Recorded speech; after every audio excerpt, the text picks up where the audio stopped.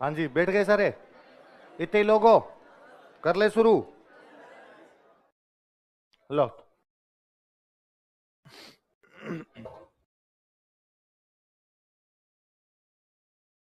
हम जब हमारा नेशनल मूवमेंट पढ़ते हैं ना भारत का,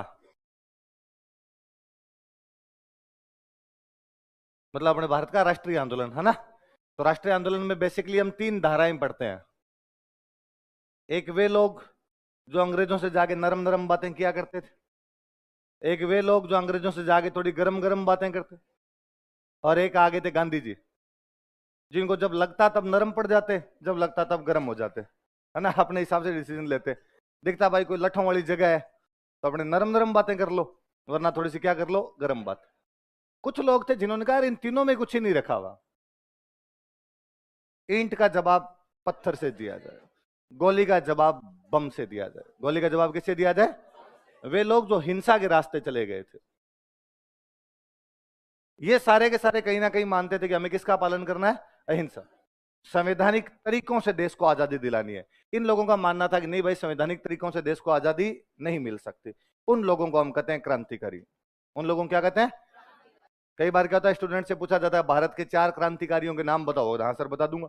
हाँ बताओ तो, भगत सिंह, चंद्रशेखर आजाद और गांधी जी, सुभाष चंद्र बोस नहीं। सुभाष चंद्र बोस लास्ट में भले ही आजाद हिंद फौज की तरफ चले गए थे, उससे पहले तक सुभाष चंद्र बोस भी यही गर्मपंथी टाइप के नेता हुआ करते थे एकदम। ये जिन्होंने पूरी तरीके से एकदम हिंसा का सहारा ले लिया था, वो ये भगत सिंह, चंद्रशेखर आजाद, राजगुरु, सुखदेव, सचिंदर सान्याल, अभी हम कईयों के नाम और पढ़ेंगे, वो लोग थे। हमारा जो क्रांतिकारी आंदोलन था भारत का, वो 2 चरणों में हुआ था। कितने चरणों में हुआ था? 2 चरणों में हुआ था। पहला चरण तो आपके बंगाल विभाजन के आसपास है। किसके आसपास है? 1905 में बंगाल का विभाजन कर दिया था अंग्रेजों ने। जब तक बंगाल का विभाजन नहीं किया था, तब तक नरमपंथी और गरमपंथी ये कहते थे कि हम तुम्हारे काम करवा देंगे। नरमपंथियों को करना था हम एप्लीकेशन देंगे और एप्लीकेशन देने से तुम्हारे काम हो जाएंगे। गरमपंथियों को करना था कि ना, हम तो हड़ताल, जुलूस और प्रदर्शन करेंगे, तुम्हारे काम हो जाएंगे। लेकिन इसके बावजूद जब बंगाल का विभाजन कर दिया गया, तो भारतीय युवाओं को बड़ा बुरा लगा। और भारतीय युवाओं को लगा कि ना तो एप्लीकेशन से अंग्रेज तुम्हारा काम करेंगे, ना हड़ताल और जुलूस से तुम्हारे काम होंगे। अब काम करवाने का एक ही तरीका है, अब देश को आजाद करवाने का एक ही तरीका है, हमें हिंसक विद्रोह करना पड़ेगा। कैसा विद्रोह करना पड़ेगा? और वो जो हिंसा की तरफ मुड़ गए थे, उस आंदोलन को हम क्या कहते हैं? क्रांतिकारी आंदोलन। तो पहला चरण लगभग आपके बंगाल विभाजन के आसपास, हालांकि कुछ घटनाएं उससे पहले हो गई थी और उसके आसपास में थोड़ा मूव उसका ज्यादा था। एक बार ये घटनाएं थोड़ी चली, अंग्रेजों ने इन घटनाओं पर रोक लगाई, कई लोगों को गिरफ्तार किया गया, कई लोगों को फांसी लगा दी गई, युवाओं का उफान थोड़ा सा रुका।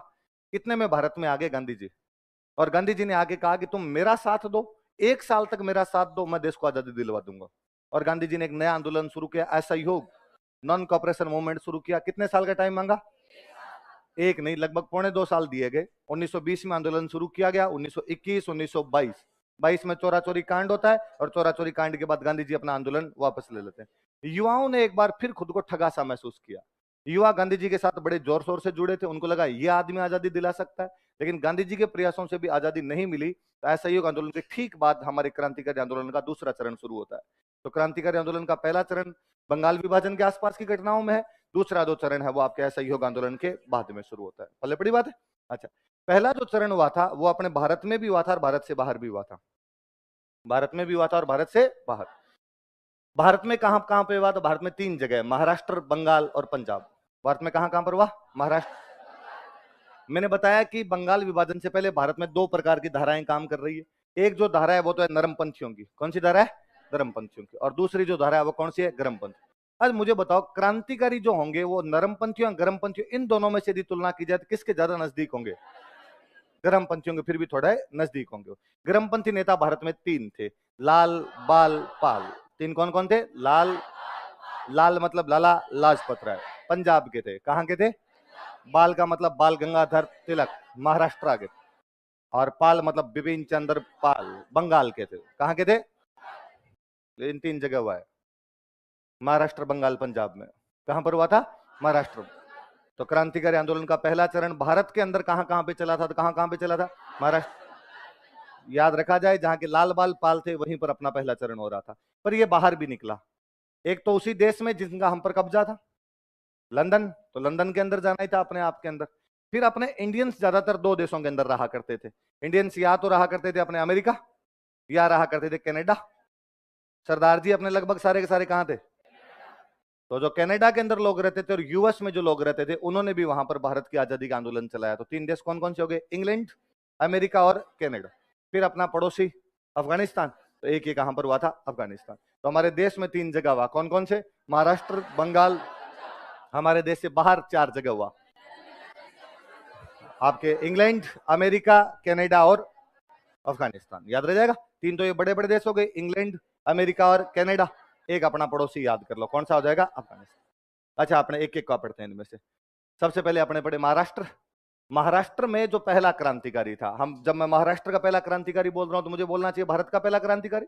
भारत में पहला आदमी जो हिंसक गतिविधियों से देश की सत्ता को प्राप्त करना चाहता है या अंग्रेजों की सत्ता को उखाड़ फेंकना चाहता है, उनका नाम है वासुदेव बलवंत फड़के। क्या नाम था?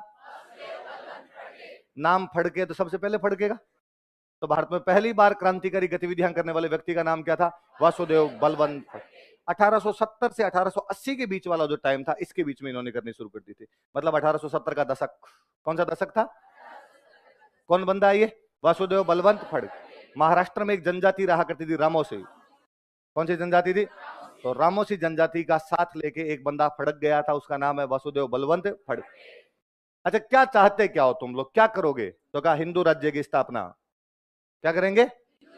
ये ईसाइयों का राज्य आ गया, अंग्रेजों का राज्य, ईसाइयों के राज्य को हम उखाड़ फेंकेंगे और देश में किसका राज्य लेके आएंगे? मुझे याद आता है एक बार 2014 में असिस्टेंट कमांडेंट का एग्जाम था, उसमें क्वेश्चन था कि कौन से क्रांतिकारी का उद्देश्य हिंदू राज्य की स्थापना करना था? वासुदेव बलवंत फड़के। कौन सा था? वासुदेव। और महाराष्ट्र के जो भी क्रांतिकारी होंगे उनका उद्देश्य हिंदू राज्य ही होगा। महाराष्ट्र में छत्रपति महाराज शिवाजी की भावना इतनी जिंदा है आज भी कि वो हिंदुत्व वहां पर हमेशा रहता ही था। अब महाराष्ट्र में यदि कोई आंदोलन कर रहा है तो उसका मुख्य केंद्र कौन सा होगा? बॉम्बे। मुख्य केंद्र कौन सा था? फड़के को पकड़ लिया गया था, पकड़ के अंग्रेजों ने जेल में डाल दिया था। बाद में इस आंदोलन को आगे यदि किसी आदमी ने बढ़ाया था तो वो थे दौलता रामोसी। कौन थे? दौलता रामोसी। क्यों बढ़ाएंगे? क्योंकि कौन सी जनजाति है? तो पहला क्रांतिकारी कौन भारत का?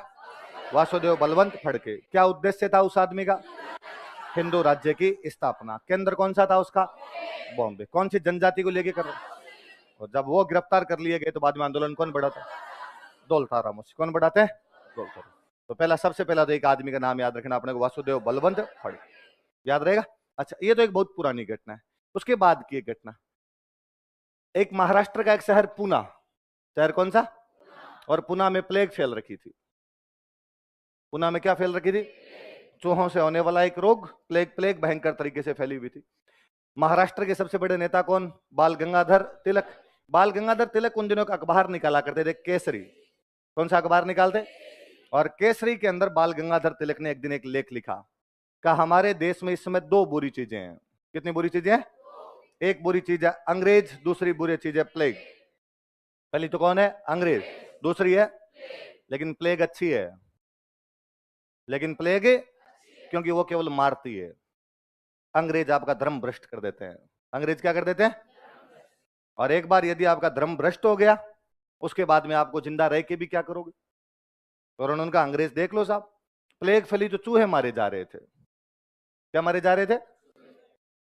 गणेश जी की गाड़ियां तोड़ दी सारी। महाराज गणेश जी आजकल पैदल है, एक ही नैनो दिखाई नहीं दे रही है इधर उधर। तो उनका, और महाराष्ट्र के सबसे बड़े देवता है कौन? गणेश। उनके हर साल गणपति बप्पा मोरिया, अगले बरस तू जल्दी आ। तो अगले बरस आएंगे कैसे? गाड़ी तो आई नहीं। तो साहब ये दिक्कत है। फिर अब प्लेग वाला डॉक्टर चेक करने के लिए जाता। प्लेग के जो डॉक्टर होते घरों में चेक करने के लिए जाते। चेक करने के लिए जाते, किसी महिला को बीमारी हो रखी है, पता चला साहब कोई महिला बीमार है। तो डॉक्टर साहब आए घर पे, डॉक्टर साहब ने कहा भाई नाड़ी दिखाओ, चेक करेंगे हम। इंडियंस ने इस पे शोर मचाया कि साहब हाथ पकड़ लिया। हमारे महिला एक ही बार हाथ पकड़ती है, उसके बाद 7 जन्मों तक नहीं छोड़ती, और आप इसे कैसे पकड़ सकते हो? और बाल गंगाधर तिलक ने कहा कि अंग्रेज बुरे हैं क्योंकि वो हमारा क्या कर रहे हैं? धर्म भ्रष्ट। और ऐसे जीवन जीने का अधिकार। और उनका भगवान श्री कृष्ण ने गीता के 8वें अध्याय के 23वें श्लोक के अंदर लिखा है कि यदि अधर्म बढ़ने लग जाए, धर्म की हानि हो। यदि पाप बढ़ने लग जाए, पुण्य की हानि हो। उस समय यदि कोई व्यक्ति हथियार उठा लेता है तो गलत नहीं है। इसलिए है भारतीयों, अपने 30 करोड़ हाथों में 60 करोड़ हथियार उठा लीजिए, तब जाके अपने देश और संस्कृति की रक्षा कर पाओगे, वरना तो नहीं कर पाओगे। ये गीता वाला श्लोक तो आपको भी नहीं पता कहा कि नहीं कहा, तो ये मैंने जोड़ लिया मेरी तरफ से, पर उन्होंने गीता का उदाहरण दिया था। किसका उदाहरण दिया था? पर आपको लगा क्या बात है, सर को तो आज गीता के श्लोक याद है। ठीक है। अच्छा, पर गीता का एग्जाम्पल उनका, गीता में भगवान कृष्ण कहते हैं कि अन्याय का विरोध करने के लिए क्या उठा लाना चाहिए? हथियार। अखबार सुबह सुबह आया, कौन सा अखबार था वो? केसरी। दो चापेकर बंधु थे, क्या नाम थे?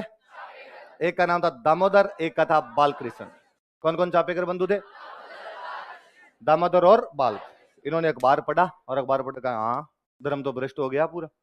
फिर इन्होंने नीचे पढ़ा कि गीता में भगवान कृष्ण कहते हैं कि यदि अन्याय का विरोध करने के लिए हथियार उठा लेते हो तो वो अधर्म नहीं है, वो भी क्या अपने आप में धर्म। इन्होंने कहा, दोनों भाइयों ने प्लानिंग की कि आज सल्टाएंगे किसी ना किसी को। ये गली में बाहर आए, दो प्लेग वाले डॉक्टर घूम रहे थे, एक का नाम था रेंड, एक का नाम था आयरेस्ट। क्या क्या नाम था? क्या नाम थे दोनों के? इनका इधर आओ। इनको लगा प्लेग होगी किसी को, इनका यह सभी आएंगे हम प्लेग ठीक करेंगे। जैसे नजदीक आए, वासुदेव और बालकृष्ण टूट के पड़े, गोलियां मारी उनके बेचारों, दोनों को मार दिया। किस किसको मार दिया था? कौन से वो बीमारी के डॉक्टर थे? प्लेग अधिकारी हुआ करते थे दो। किस किसने मार दिया इनको? दामोदर चापेकर और बाल। पकड़ लिया पुलिस ने, पुलिस पकड़ के ले गई, पकड़ के ले जाके फांसी लगा दी इनको। 22 जून 1897 की घटना है। कब की घटना है? 22 जून 1897। कौन गोली मार देता है? दामोदर चापेकर और बालकृष्ण चापेकर। किसको गोलियां मार देते हैं? रेंडोर। कौन से बीमारी के डॉक्टर? प्लेग। पकड़ के लेके गए, पकड़ ले गए तो अंग्रेजों ने पूछा तुमने गोलियां क्यों मार दी? उनका गीता में लिखा हुआ है। तुम्हें किसने कहा गीता में लिखा? अखबार में आया था। कौन से अखबार में आया था? कि केसरी। पता चला केसरी कौन निकालता है? इसको पकड़ के लाओगे साहब, ये जो मोटे ताजे घूमते रहते हैं ये निकालते हैं, इनको और पकड़ के लेके आओ। तो बाल गंगाधर तिलक को भी गिरफ्तार कर लिया गया। तिलक ने तो खाली लेख लिखा था, तो तिलक तो कहा आपने कंट्रोवर्शियल आर्टिकल लिखा है इसलिए आपको जेल होगी। 18 महीने की जेल हुई थी। कितने महीने की जेल हुई थी? फर्स्ट इंडियन पॉलिटिशियन जिसे जेल भेजा गया था वो बाल गंगाधर तिलक थे। तिलक से पहले किसी पॉलिटिशियन को जेल नहीं भेजा गया था। इससे पहले वाले पॉलिटिशियन जेल जा ही नहीं सकते थे, क्योंकि उन्होंने कभी इस प्रकार का विरोध ही नहीं किया था अपने आप। पहले वो हुआ करते थे आपके गोपाल कृष्ण गोखले, फिरोज शाह मेहता, वो बाकायदा इधर आपके दो पेन टांगे हुए, दो फूल लटकाए हुए यहाँ पे, उस टाइप की बात किया करते अंग्रेजों के साथ। सर हमें पता है बहुत अच्छा काम कर रहे हो, ये थोड़ा सा काम शायद रह गया, ये एक एप्लीकेशन थोड़ा सा और काम कर देना। इतने सीधी सीधी बातें करते थे, तो उनको कौन एकदम पकड़े और कौन लेके जाए। पर तिलक ने पहली बार लेख लिखा तो तिलक को कितने महीने की सजा हुई? इन दोनों को फांसी दे दी गई। कोई पूछेगा कि प्लेग अधिकारियों की मारने की वजह से कौन कौन से दो चापेकर बंधुओं को फांसी दे दी गई? पहली बात तो नाम पूछेंगे नहीं, सीधा पूछेंगे प्लेग अधिकारियों को किसने मार दिया था? चापेकर बंधुओं ने। किसने मार दिया था? तो दोनों के नाम याद रखना, इधर फड़के और इधर चापेकर। कौन कौन है? हालांकि ये तीन भाई थे, एक इनका भाई और था, उसका नाम था वासुदेव चापेकर। क्या नाम था? वासुदेव। दो तो ये दामोदर बालकृष्ण, एक और कौन सा था? वासुदेव बाहर गया हुआ था कहीं, वो आया तब तक भाइयों को पकड़ के ले गए। मम्मी अंदर बैठे बैठे यूं दुख में थे, तो मम्मी को आते पूछा मम्मी क्या बात हुई, भैया कहाँ गए? मम्मी ने कहा तुम्हारे भैया को पुलिस पकड़ के ले गई। क्यों पकड़ के ले गई? क्योंकि तुम्हारे भैया ने रेंड और अरेस्ट को मार दिया था। तो किसने बताया कि भैया ने मारा? उनका इस पड़ोसी ने, गणेश शंकर पिल्ले। पड़ोसी का नाम क्या था? गणेश शंकर पिल्ले। क्या इस गणेश शंकर पिल्ले ने बताया? और मम्मी ने और कहा कि बेटे जब तक भाइयों का बदला नहीं ले, मुंह मत दिखा देना मेरे को। वासुदेव गया और वासुदेव ने जाके पिल्ले को कहा कि पिल्ले के पिल्ले बाहर आ। तो उसने जाके पिल्ले को मार दिया, तो वासुदेव को और फांसी हुई थी। पर अपने कहते भाई वासुदेव ने तो पिल्ले को मारा, अंग्रेजों को थोड़ी मारा यार। अंग्रेजों को मारने वाले कौन कौन थे? दामोदर और बालकृष्ण। इन्होंने किस किस को मार दिया था? रेंड और अरेस्ट। कौन से रोग में थे? तो इनको बाद में क्या लगाई गई? फांसी। याद रखना, मुझे याद है मोदी जी का एक बार संसद में भाषण था, तब उन्होंने कहा था कि मित्रों इस देश में फड़के और चापेकर को कौन जानता है? तो आप इस बार मिले तो कहना कि पूरा हम जानते हैं, ढंग से जानते हैं एकदम, कि जो फड़के था वो भारत का पहला क्रांतिकारी था। कौन सी जनजाति को लेके कर रहे थे? मुख्य उद्देश्य क्या था उनका? हिंदू राज्य की स्थापना। और केंद्र कौन सा था? और वो जब पकड़ लिए गए तो आगे किसने चलाया था? दौलताराम। और चापेकर बंधु कौन कौन थे? दामोदर और बालकृष्ण। प्लेग अधिकारियों को गोली मारी थी, रेंड और अरेस्ट। इनको तो क्या हुई थी? फांसी। तिलक को 18 महीने की, क्योंकि कौन से अखबार में लेख लिखा? कौन से में लिखा था? बंगाल के महाराष्ट्र के तीसरे जो क्रांतिकारी थे वो आपके विनायक दामोदर सावरकर। विनायक दामोदर वर्तमान परिस्थितियों में भारत का सर्वाधिक कंट्रोवर्शियल व्यक्ति, जो समझ में नहीं आ रहा कि कौन उसके पक्ष में है कौन उसके विरोध के अंदर है, तो वो जो विनायक दामोदर सावरकर थे। विनायक दामोदर सावरकर नासिक में, कहां पर देख लो, फड़के जो है वो बॉम्बे, आपके दोनों चापेकर बंधु है वो पुणे, और ये कहां पर आपका नासिक। नासिक में एक संगठन बनाते हैं मित्र मेला। कौन सा संगठन था? मित्र मेला, मित्रों का मेला। दोस्तों की एक टीम बनाई 1899 में। कब बनाई? जिस साल देश भयंकर छपनिया काल का सामना कर रहा था। देश किसका सामना कर रहा था? छपनिया काल पड़ा हुआ था, अंग्रेज सहायता नहीं कर पा रहे थे, देश के लोगों में गुस्सा था कि यार मर रहे हैं, यहाँ पे प्लेग फैल रखी है, अकाल फैल रखा है, ऊपर से आया हुआ था देश में कर्जन। देश में कौन आया हुआ था? क्या देश का दुर्भाग्य है कि अकाल, प्लेग और कर्जन तीनों एक साथ भारत आ गए थे। देश का दुर्भाग्य है कि देश में अकाल, प्लेग और कर्जन तीनों एक साथ। तिलक कहते हैं ऐसा, कौन कहते हैं? उन्हीं दिनों के अंदर सावरकर एक संगठन बना रहे थे नासिक में, जिसका नाम क्या था? क्या नाम था? थोड़े दिनों बाद इसी संगठन का नाम बदलकर किया गया अभिनव भारत। क्या नाम किया गया? आपने ये याद रखना, अभिनव भारत 1904। कब बनाया गया था अभिनव भारत? अभिनव भारत का जो ऑफिस हुआ करता था, उस ऑफिस में एक बड़ी सी तस्वीर लगी हुई थी चित्तौड़ के विजय स्तंभ की। किसकी तस्वीर लगी हुई थी? चित्तौड़ के विजय स्तंभ की। जो कोई अभिनव भारत में शामिल होना चाहता, अभिनव का मतलब होता है नया, अभिनव का मतलब क्या होता है? ये नया भारत है, घर में घुसकर मारेगा, उस टाइप की टैगलाइन थी इन लोगों की। और जो कोई उस ऑफिस के अंदर जाता, जो मेंबर बनना चाहता, उसको विजय स्तंभ के आगे जाके कसम खानी पड़ती कि जिस प्रकार राणा कुंभा ने चित्तौड़ की रक्षा की थी, उसी प्रकार हम सब लोग भारत की रक्षा करेंगे। कितनी जोरदार आश्चर्य की बात है कि महाराष्ट्र के एक संगठन का प्रतीक चिन्ह चित्तौड़ का विजय स्तंभ था। क्या था उसका प्रतीक चिन्ह जो था? वो चित्तौड़ का। इस बात के लिए जेम्स टोड को लाख लाख धन्यवाद देना चाहिए। जेम्स टोड की बुक थी the annals and antiquities of India, जिसने राजस्थान के योद्धाओं को भारत के कोने कोने में पहुंचा दिया था। उसके बाद देश के लोग इन लोगों के बारे में ज्यादा जानने लगे थे। तो अभिनव भारत का प्रतीक चिन्ह क्या हुआ करता था? क्या था? विजय। तो पहले इस संगठन का नाम क्या था? मित्र मेला, और मित्र मेला का नाम बदलकर क्या कर दिया गया? अभिनव भारत। फिर सावरकर तो पढ़ने के लिए चले गए लंदन। सावरकर पढ़ने के लिए कहां चले गए? पर यह संगठन पूरी तरीके से सावरकर का ही हुआ करता था। इस संगठन के रहने वाले एक लड़के थे जिनका नाम था अनंत लक्ष्मण करकरे। क्या नाम था? क्या नाम बताओ देखे? नासिक में एक जज हुआ करता था, उसका नाम था जैक्सन। क्या नाम था?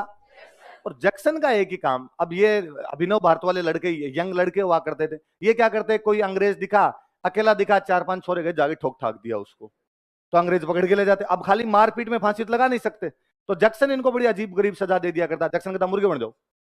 एक आदमी क्या होता है कि भाई आपने किसी अंग्रेज को मारा, अंग्रेज को मारने के बाद आपके हथकड़ी लगाई, हथकड़ी लगा के एकदम आपको जेल में लेके गए, आदमी अकड़ के चलता है कि हाँ कूट दिए थे, घर में घुस के कूट दिए थे, फील लेता है आदमी अपने आप में। एक आपको यार वहीं पर सामने कहते हैं कि मुर्गा बन जा, तो आदमी को लगता है यार ह्यूमिलेशन हो रहा है ना अपने आप में, से कोई कैसे कर सकता है? 2 ईंटें रखो रे इसके ऊपर।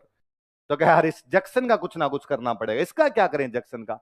करकरे ने कहा कि इस जैक्सन को डांस मैं करवाऊंगा। करकरे एक दिन गया, उसने जैक्सन को गोली मार दी। किसको गोली मार दी थी? क्योंकि नासिक में गोली मारी गई, इसलिए मुकदमे का नाम है नासिक षड्यंत्र मुकदमा। क्या नाम है? नासिक में किसको गोली मार दी जाती है? जैक्सन कौन था? जज था। गोली कौन मार देता उसको? अनंत लक्ष्मण करकरे। क्या नाम था? क्या नाम है?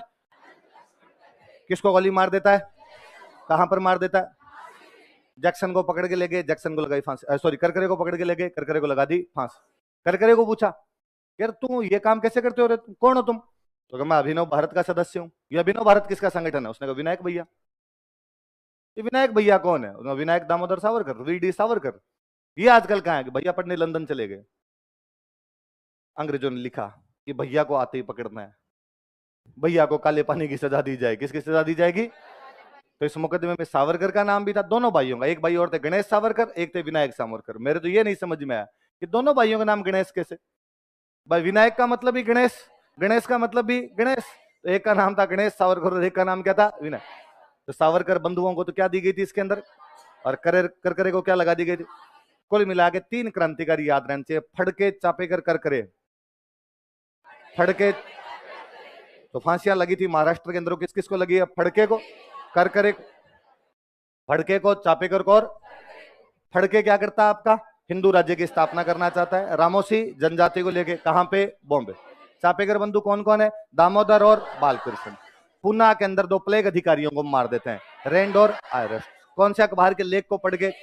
इसलिए तिलक को तो 18 महीने की, और इन दोनों भाइयों को चापेकर बंधुओं क्या लगा दी गई? फांसी। करकरे कौन से संगठन का सदस्य था? अभिनव भारत। इसका पुराना नाम क्या था? मित्र मेला। क्या नाम था? मित्र मेला। और इसने कौन से जज को मार दिया था? जैक्सन को। कहां पर मार दिया था? नासिक। तो इसको तो क्या लगाएगी? फांसी। और सावरकर को क्या दिया गया? कालापन। क्या सुनाई गई थी? कालेपन। महाराष्ट्र में 3 ही बंदे याद रह जाएंगे। चलो ठीक है। इसके बाद आ जाते हैं अपने बंगाल। कहां पर आ जाते हैं? बंगाल वालों ने कहा इंडिविजुअल नहीं, ये तुम इंडिविजुअल कर रहे हो यार। बॉम्बे वाला कहीं पे कोई कुछ कर रहा है, पूना वाला अलग कर रहा है, तुम्हारे नासिक वाला अलग कर रहा है, क्यों ना सब मिलके करे। तो बंगाल वालों ने मिलकर एक संगठन बना लिया, अनुशीलन समिति। कौन सा संगठन बना लिया? अनुशीलन समिति। ज्ञानेंद्र नाथ बसु हुआ करते थे, इनको कहा कि आप इसको मिदनापुर में संभालिए। कहां पर संभालिए?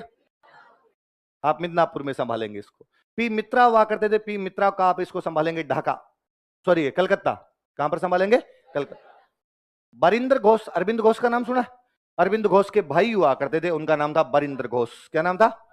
अच्छा, विवेकानंद जी का ओरिजिनल नाम था नरेंद्र नाथ दत्त। क्या नाम था? और नरेंद्र नाथ दत्त के एक भाई थे भूपेंद्र नाथ दत्त। क्या नाम था? तो अरविंदो के भाई तो कौन थे? बरिंदर घोष। विवेकानंद जी के भाई कौन थे? भूपेंद्र नाथ। इन दोनों को कहा कि तुम इसको संभालो ढाका, तुम इसे कहां पे संभालो? तो बंगाल के अंदर एक क्रांतिकारी संगठन जो बनाया गया था उसका नाम क्या था? कोई सिंपल का भी क्वेश्चन है, अनुशीलन समिति कौन से राज्य का क्रांतिकारी संगठन था? है ना। इससे कौन कौन जुड़े हुए थे? तो कौन कौन जुड़े हुए थे? ज्ञानेंद्र नाथ बसु, पी मित्रा, बरिंदर घोष।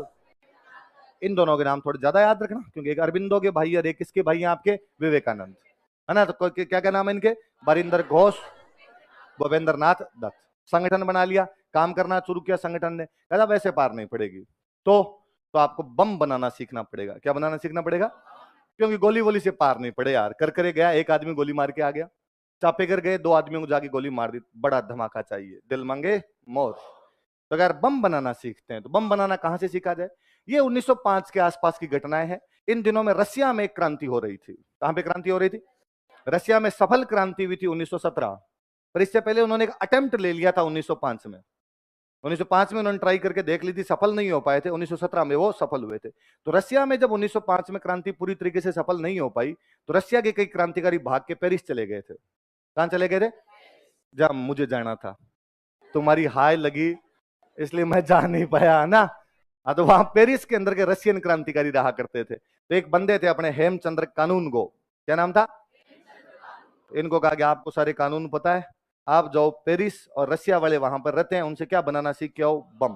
क्या नाम थे बताओ? देखे, हेमचंद्र कानून। क्या नाम है? हेम। कहां भेजा इसको? किससे बम बनाना सीखना है? वहां रूसी रशियंस रहते हैं कई, उन रशियंस के पास जाओ और उनसे बम बनाना सीख के आओ। आए भाई हेमचंद्र कानून को गए, बम बनाना सीख के इन्होंने वापस आगे बम की फैक्ट्री लगा ली। माणिक तल्ला, कौन सी जगह थी? माणिक तल्ला नाम की जगह थी। वहां क्या बनाया करते थे? बम। बम बनाने वाला बंदा कौन है इनका? हेमचंद्र कानून। कहां से कोचिंग लेके आया? जो सर थे वो कौन से देश के थे? रशियन हुआ करते थे। उन्होंने सिखाइएगा, हम बता देंगे बम कैसे बनते, चिंता ही मत कर तू। और कहां पे फैक्ट्री लगा ली? ये कौन से संगठन के लोग काम कर रहे हैं? अनुशीलन समिति। इसमें अरविंदो के भाई कौन से हैं? और विवेकानंद जी के भाई कौन है? भूपेंद्र नाथ दत्त। अच्छा, जैक्सन को किसने मारा था? करकरे। किसने मारा था? करकरे। रेंड और अरेस्ट को कौन मारते हैं? हिंदू राज्य की स्थापना कौन करना चाहता है? फड़के। कौन करना चाहता है? फड़के। अच्छा, अब बम बना लिया, अब बम बना के किसको मारे? इनका टारगेट जज ही होते थे। टारगेट कौन होते थे? कि जज को मारा जाए किसी ना किसी, क्योंकि ये मुकदमों में सुनवाई वगैरह जज करेगा, तो इन युवाओं को सजा वगैरह सुनाने का काम भी कौन करता? जज। तो इनमें गुस्सा भी किसके खिलाफ होता था? जज। यार ये अपने को सजा सुनाता है, इनको मार देते हैं अपने। तो 2 एकदम यंग लड़के, एकदम प्रफुल्ल चाकी और खुदीराम बोस। क्या क्या नाम थे बताओ? देखिए, क्या क्या नाम है? प्रफुल्ल चाकी। एकदम इतने यंग लड़के की, खुदीराम बोस की तो आप फोटो देखो तो मुझे नहीं आई हुई है। भारत का शायद सबसे कम उम्र का क्रांतिकारी से फांसी लगाया गया होगा, वो कौन रहा होगा? खुदीराम बोस। बिहार में अपने एक जगह पड़ती है मुजफ्फरपुर, जगह कौन सी है? और यहाँ का एक जज हुआ करता था किंग्सफोर्ड। क्या नाम था? नासिक का जज तो कौन है? जैक्सन। मुजफ्फरपुर का जज कौन है? नासिक पड़े आपका महाराष्ट्र में, मुजफ्फरपुर पड़े आपका बिहार। कहां पे था? बिहार। और किस किस को भेजा गया 2 आदमियों को? प्रफुल्ल चाकी और खुदीराम बोस। किसको मार के आओ? किंग्स को। एकदम टाबर से 17-17, 18-18 साल के लड़के आपने बम दे के बेच दिया। साधारण कॉलेजों में पढ़ते थे तब लड़ाई करने जाते थे ना, तो भी डर लगता था। बार बार से कितना दिखाओ कि भाई के लिए कुछ भी कर देगा, पर हमेशा यूं रहता था जी में कि चप्पलें कभी भी हाथ में लेनी पड़ सकती है, भागना पड़ सकता है, यहां से डर लगता था। यदि आपके जेब में बम हो तो आपको कितना डर लगे यार। तो दोनों लड़कों के एकदम भय, डर का मतलब वो एक भय मिश्रित आश्रय सा जो रहता है कि यार क्या होगा क्या नहीं होगा, उस टाइप का रहता है एकदम दिमाग के अंदर। तो एकदम कॉर्नर पे खड़े हुए दोनों, और कहा भाई इधर से किंग्सफोर्ड आएगा और किंग्सफोर्ड अपनी ओपन बॉडी की जीप लेके आएगा और उसके ऊपर आपको बम फेंकना है। पूरा बताया था। और बम फेंकने के बाद दोनों वहां से भागना, रेलवे स्टेशन आना, रेलवे स्टेशन आके अपने वापस मणिकतल्ला आ जाना, कलकत्ता आ जाना अपने। ठीक है, मामला चल रहा था इनका, एकदम सेट था। अब वहां कॉर्नर पे दोनों खड़े, उधर से कोई गाड़ी की, जैसे ही गाड़ी की आवाज सुने, एक बंदा आगे खड़ा, एक बंदा थोड़ा पीछे खड़ा, पीछे वाले के पास में बम, आगे वाले को कहा कि तू बता देना जैसे आए फेंक तो मैं दूंगा, चिंता मत कर तू। उधर से जैसे ही गाड़ी की आवाज है, अगला इधर से जेब से बम निकाल के तैयार हो, अगर रुक जा, अंदर डाले वापस, दूसरी गाड़ी है दूसरी, वो वापस अंदर डाले उसको। फिर आपके पास में यदि बम होता तो आपको लगता है कि हर कोई आदमी हमें देख रहा है, आप जो गलत काम करने वाले तो आपको लगता है टारगेट हम है। तो फिर हो गए वो आंटी देख रही है उसकी तरफ मत देख, डाउट हो जाएगा उसको, इधर देख, इधर अपने इधर। तो फिर कोई वापस, इस बार गाड़ी की आवाज है, वो वापस यूं अरे अरे अंदर, कंट्रोल उदय कंट्रोल, ये नहीं है गाड़ी, ये नहीं है। दो चार गाड़ियां निकली, लड़के निकाले बम को, इतने में कोई दूसरा आ जाए, उन्होंने कहा यार किंग्सफोर्ड का टाइम तो यही था। इतने में कोई एक एक महिला थी, वो हेट लगा के आई थी, किंग्सफोर्ड हेट लगाता था, तो हेट लगा के ओपन बॉडी जीप लेके आई थी। और जैसे उन्होंने कहा ए आ गई इस बार, और जल्दबाजी में उस कैनेडी महिला को मार देते हैं। दो कैनेडी महिलाएं थी, वो बापड़ी देश के काम आ गई थी। किंग्सफोर्ड पे बम नहीं लगाता था। किसको मारने के लिए गए थे? किंग्सफोर्ड को। लेकिन मर कौन गई? कैनेडी महिला। इनको कहा हुआ था कि वहां से अपने चप्पलें हाथ में लेनी, तो दोनों वहां से भाग गए। पीछे से पुलिस ने पीछा किया, पुलिस ने पीछा किया तो प्रफुल्ल चाकी रेल के अंदर बैठा हुआ था, और किसी साथ वाले ने, कोई दूसरा कोई यात्री बैठा था, उसने बता दिया। वो लड़कों के चेहरों से लग रहा था, पैरों में चप्पलें नहीं, कैसे रे बिना चप्पलों कैसे, फैशन ऐसे ही घूमते हैं आजकल तो हम। तो पुलिस वहां चेक इन कर रही थी, दो लड़कों को देखा, दो लड़कों को देखा, किसी साथ वाले ने कहा ये सस्पेक्ट है। प्रफुल्ल चाकी लड़का ही था, उसको लगा कि यार पुलिस आएगी मुझे पकड़ लेगी, पता नहीं कितना मारेंगे, उसके पास पिस्टल थी, गोली मार लेता खुद। तो प्रफुल्ल चाकी पुलिस से बचने के लिए क्या कर लेता है, खुदीराम बोस को पकड़ लिया गया, खुदीराम बोस को फांसी लगा दी गई थी। तो कौन कौन दो लड़के गए थे? प्रफुल्ल चाकी और खुदीराम बोस। प्रफुल्ल चाकी ने तो पुलिस से बचने के लिए खुद की गोली मार ली थी, और खुदीराम बोस को क्या दे दी गई थी? पर जब खुदीराम बोस को पकड़ के लेके गए तो खुदीराम बोस को पूछा कि किसको मारने के लिए गए थे, तो उसने कहा किंग्सफोर्ड। किंग्सफोर्ड को मारने के लिए गए थे। तो किंग्सफोर्ड तो मरा ही नहीं, जो मरा वो ठीक है, तुम्हारे मरा तो तुम्हारा ही है, गोरा ही मरा होगा कोई ना कोई, पापा कटा तुम्हारा एक आधा तो कम हुआ। तो तुम ये बम लाए कहां से थे? उसने कहां से लाए थे मतलब, फैक्ट्री है पूरी हमारे पास में। कहाँ है तुम्हारी फैक्ट्री? तो माणिकतल्ला। तो माणिकतल्ला में तुम्हारे बम बनाता कौन है? हेमू भैया। तो हेमू भैया कहां से सीखे? कि पेरिस गए थे भैया, पूरे एक रशियन से पूरी कोचिंग लेके आए थे, और तब भैया ने बम बनाया था। तुम्हारी फैक्ट्री को संभालता कौन है? अरविंद भैया, अरविंद घोष। संचालक कौन थे वहां पे? अरविंद घोष। एक दिन उस माणिकतल्ला वाली फैक्ट्री पर छापा मारा गया, 34 क्रांतिकारी गिरफ्तार किए गए। कितने क्रांतिकारी गिरफ्तार किए गए? उन 34 क्रांतिकारियों पे जो मुकदमा चला था उसको हम कहते हैं अलीपुर षड्यंत्र मुकदमा। क्या कहते हैं? करकरे वाले मुकदमे का नाम था नासिक, क्या नाम था उसका? नासिक षड्यंत्र मुकदमा। और ये जो मुकदमा, इसका नाम क्या था? अलीपुर। कितने क्रांतिकारी गिरफ्तार किए गए? 34। कहां पे छापा मार के? माणिकतल्ला। कहां पे छापा मार के? माणिकतल्ला में क्या था? बम बनाने का कारखाना। और इन 34 के अंदर इनका संचालक पकड़ा गया, कौन था? अरविंद घोष। कौन थे? अरविंद घोष हुआ करते थे। पकड़ा भाई इनको, पकड़ के लेके गए। इनमें एक बंदा था नरेंद्र गोसाई। क्या नाम था? वो सरकारी गवाह बन जाता है। मैंने एक दिन पहले ही आपको बताया था कि पुलिस इस मामलों में तेज पड़ती है, वो किसी एक आधे को अपनी साइड के अंदर ले ही लेती है। नरेंद्र गोसाई को उन्होंने पटाया कि हम तेरे को छोड़ देंगे, तू सारी बातें बता दे हमें। और नरेंद्र गोसाई ने जाके एक एक बात बता दी। अरविंद घोष ये काम करता है, बरिंद्र ये काम करता है, फलान जी ये काम करता है, फलान जी ये काम करता है, फलान जी ये काम करता है। अब क्रांतिकारियों को ये नहीं समझ में आया कि हमारी सारी बातें कौन बता देता है।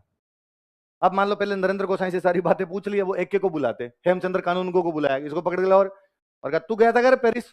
अब उसने इनको क्या पता हम पेरिस गया था ये बात, और तू वो 3 दिन पहले मार्केट से जाके ये फलाना फलाना सामान लेके आया था, उस दुकान से तुम सामान लेके आए थे। कहा यार अब ये इनको कैसे पता चला कि उस दुकान से अपने सामान लेके आए थे। अरविंदो को पकड़ा, अरविंदो को पकड़ के तुम नेतागिरी करते हो उधर, पंपलेट वगैरह बनाने का काम तुम्हारा था, ये सारे आइडिया तुम देते हो। इनका इसका मतलब कोई ना कोई अपने बीच में हरिराम है। शोले में वो सूचनाएं देता है जेलर को, वो कौन था? हरिराम ही नाम था। तो कोई ना कोई अपने बीच में हरिराम है जो सूचनाएं दे रहा है। पता चला कि वो बंदा कौन है। इन्होंने नरेंद्र गोसाई को कूट कूट के मार दिया था कि नरेंद्र गोसाई सरकारी गवाह बन गया था, गवर्नमेंट का विटनेस बन गया था, ऑफिशियल विटनेस बन गया था। तो क्रांतिकारी ने उसकी क्या कर दी थी? हत्या। किसकी हत्या कर दी थी? नरेंद्र। कौन से मुकदमे में सरकारी गवाह बन गया था? अलीपुर षड्यंत्र मुकदमा। कौन सा मुकदमा था? बाकी सबको तो सजाएं हुई थी, किसी को फांसी दी गई थी, किसी को काले पानी की सजा हुई थी। अरविंद के खिलाफ ज्यादा सबूत नहीं मिले, इसलिए अरविंद घोष को छोड़ दिया गया। किसको छोड़ दिया गया? अरविंद बाहर आए, बाहर आते क्रांतिकारी जो बाकी जो बच गए थे वो आए, उन्होंने कहा भैया कोई बात नहीं, इस बार बच गए, इस बार बड़ा धमाका करेंगे, वापस आगे संगठन चलाते हैं अपने। अरविंद ने कहा रुको, तुम रुको, सुनो पहले मेरी बात। मैं जब अभी जेल में था ना, तो मुझे एक दिन सपने में भगवान कृष्ण आए। सपने में कौन है? भगवान कृष्ण। और भगवान कृष्ण ने मेरे को आगे, अरविंद तो इसे तुझसे काम करता है, क्रांति व्रांति टाइप की काम करता है, तुझे मैंने बड़ा काम करने के लिए भेजा है, मानवता की सेवा करने के लिए भेजा है। किसके लिए भेजा है? और तू जाके मानवता की सेवा कर। तो मैं तो देखो ये अब काम करूंगा नहीं, भगवान कृष्ण का आदेश है, मैं तो क्या करूंगा? मानवता की सेवा। तुम देख लो जो करना है। लड़कों ने कहा तो कोई बात नहीं, यदि मानवता की सेवा भी करनी है तो अपने मिलके करेंगे। कहा नहीं नहीं, कलकत्ता में हो ही नहीं सकती सेवा। तो कहा आगे मुजफ्फरपुर चल लेते हैं, ढाका चल लेते, कहीं ना भारत में सेवा नहीं हो सकती।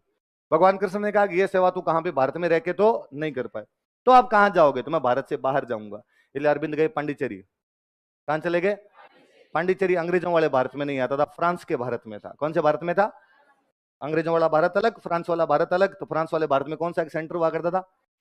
अरविंद कहां चले गए? पांडिचेरी। वहां जाके बाबा जी बन गए थे, वहां जाके आश्रम खोल लिया था। क्या खोल लिया था? गोविंद गुरु गिरफ्तार किए गए, उनका बाकी पूरा जीवन रचनात्मक कार्यक्रमों में बीता था, है ना। मोतीलाल तेजावत गिरफ्तार किए गए, उनका बाकी जीवन गांधी जी के रचनात्मक कार्यक्रमों में बीता था। अरविंद सन्यासी बन गए थे। अरविंद क्या बन गए थे? पुलिस के ढंग से धक्के चढ़ना चाहिए कोई, दोबारा क्रांति नहीं करे। अरविंद कहां पे चले गए थे बाद में आपके? पांडिचेरी। पांडिचेरी में क्या बन गए थे? सन्यासी बने थे। बड़े सन्यासी हुए अरविंद यूं, भारत के बड़े सन्यासियों में। पर मेरे ये समझ में नहीं आया क्यों भगवान कृष्ण कैसे दिख जाते हैं जेल के अंदर आपको। और उन्होंने कहा कि भगवान कृष्ण तो जेल में पैदा हुए थे, तो कैसे नहीं दिख सकते मेरे को? दिखे तो भाई जाओ आप। तो अरविंद कहां चले गए थे? पंडित। अरविंद की दो किताबों के नाम याद रखना है, सावित्री और लाइफ डिवाइन। क्या क्या नाम है? दोबारा नाम बोलो तो कौन कौन से? इनमें भी लाइफ डिवाइन याद रखना। ये खूब बार पूछी हुई किताब है कि लाइफ डिवाइन किसने लिखी थी? किसने लिखी थी? कौन से मुकदमे में अरविंद गिरफ्तार किए गए? अलीपुर षड्यंत्र मुकदमा। कौन से में? बंगाल वाले संगठन का नाम क्या था? अनुशीलन समिति। क्या नाम था? अनुशीलन समिति जो थी उसको दो, ये कौन? अरविंद वाले भाई का नाम क्या था? बारिंदर घोष। क्या नाम था? बारिंदर घोष। और वो जो दूसरे हुआ करते भूपेंद्र नाथ दत्त, ये संभाला करते थे। बड़े आदमी दो ये थे। और किस बंदे को बम बनाना सीखना भेजा गया था? हेमचंद्र कानून को। कहां पे भेजा गया? पेरिस। कौन से बंदे से? रशिया से। फैक्ट्री कहां लगाई? माणिक तलवा। कौन कौन दो लड़के बम बनाना, बम फेंकने के लिए भेजे गए? प्रफुल्ल चाकी और खुदीराम बोस। कौन से जज को? किंग्सफोर्ड। कहां पे? मुजफ्फरपुर। कहां पे? मुजफ्फर। वो तो बच गया और दो कैनेडी महिलाएं मारी गई। पुलिस से बचने के लिए सुसाइड कौन कर लेता है? प्रफुल्ल चाकी। और फांसी किसको दे दी गई? खुदीराम बोस। कहां पे छापा मार के गिरफ्तार किए गए? माणिक तलवा। कितने क्रांतिकारी? 34। कौन सा मुकदमा चलाया गया? अलीपुर षड्यंत्र मुकदमा। सरकारी गवाह कौन बन गया था? नरेंद्र गोसाई। सबूतों के अभाव में छोड़ किसको दिया था? अरविंद घोष। ये कहां चले गए थे? पांडिचेरी। वहां जाके क्या बन गए थे? दो किताबों के नाम बताओ, सावित्री और लाइफ डिवाइन। सावित्री और कौन कौन है?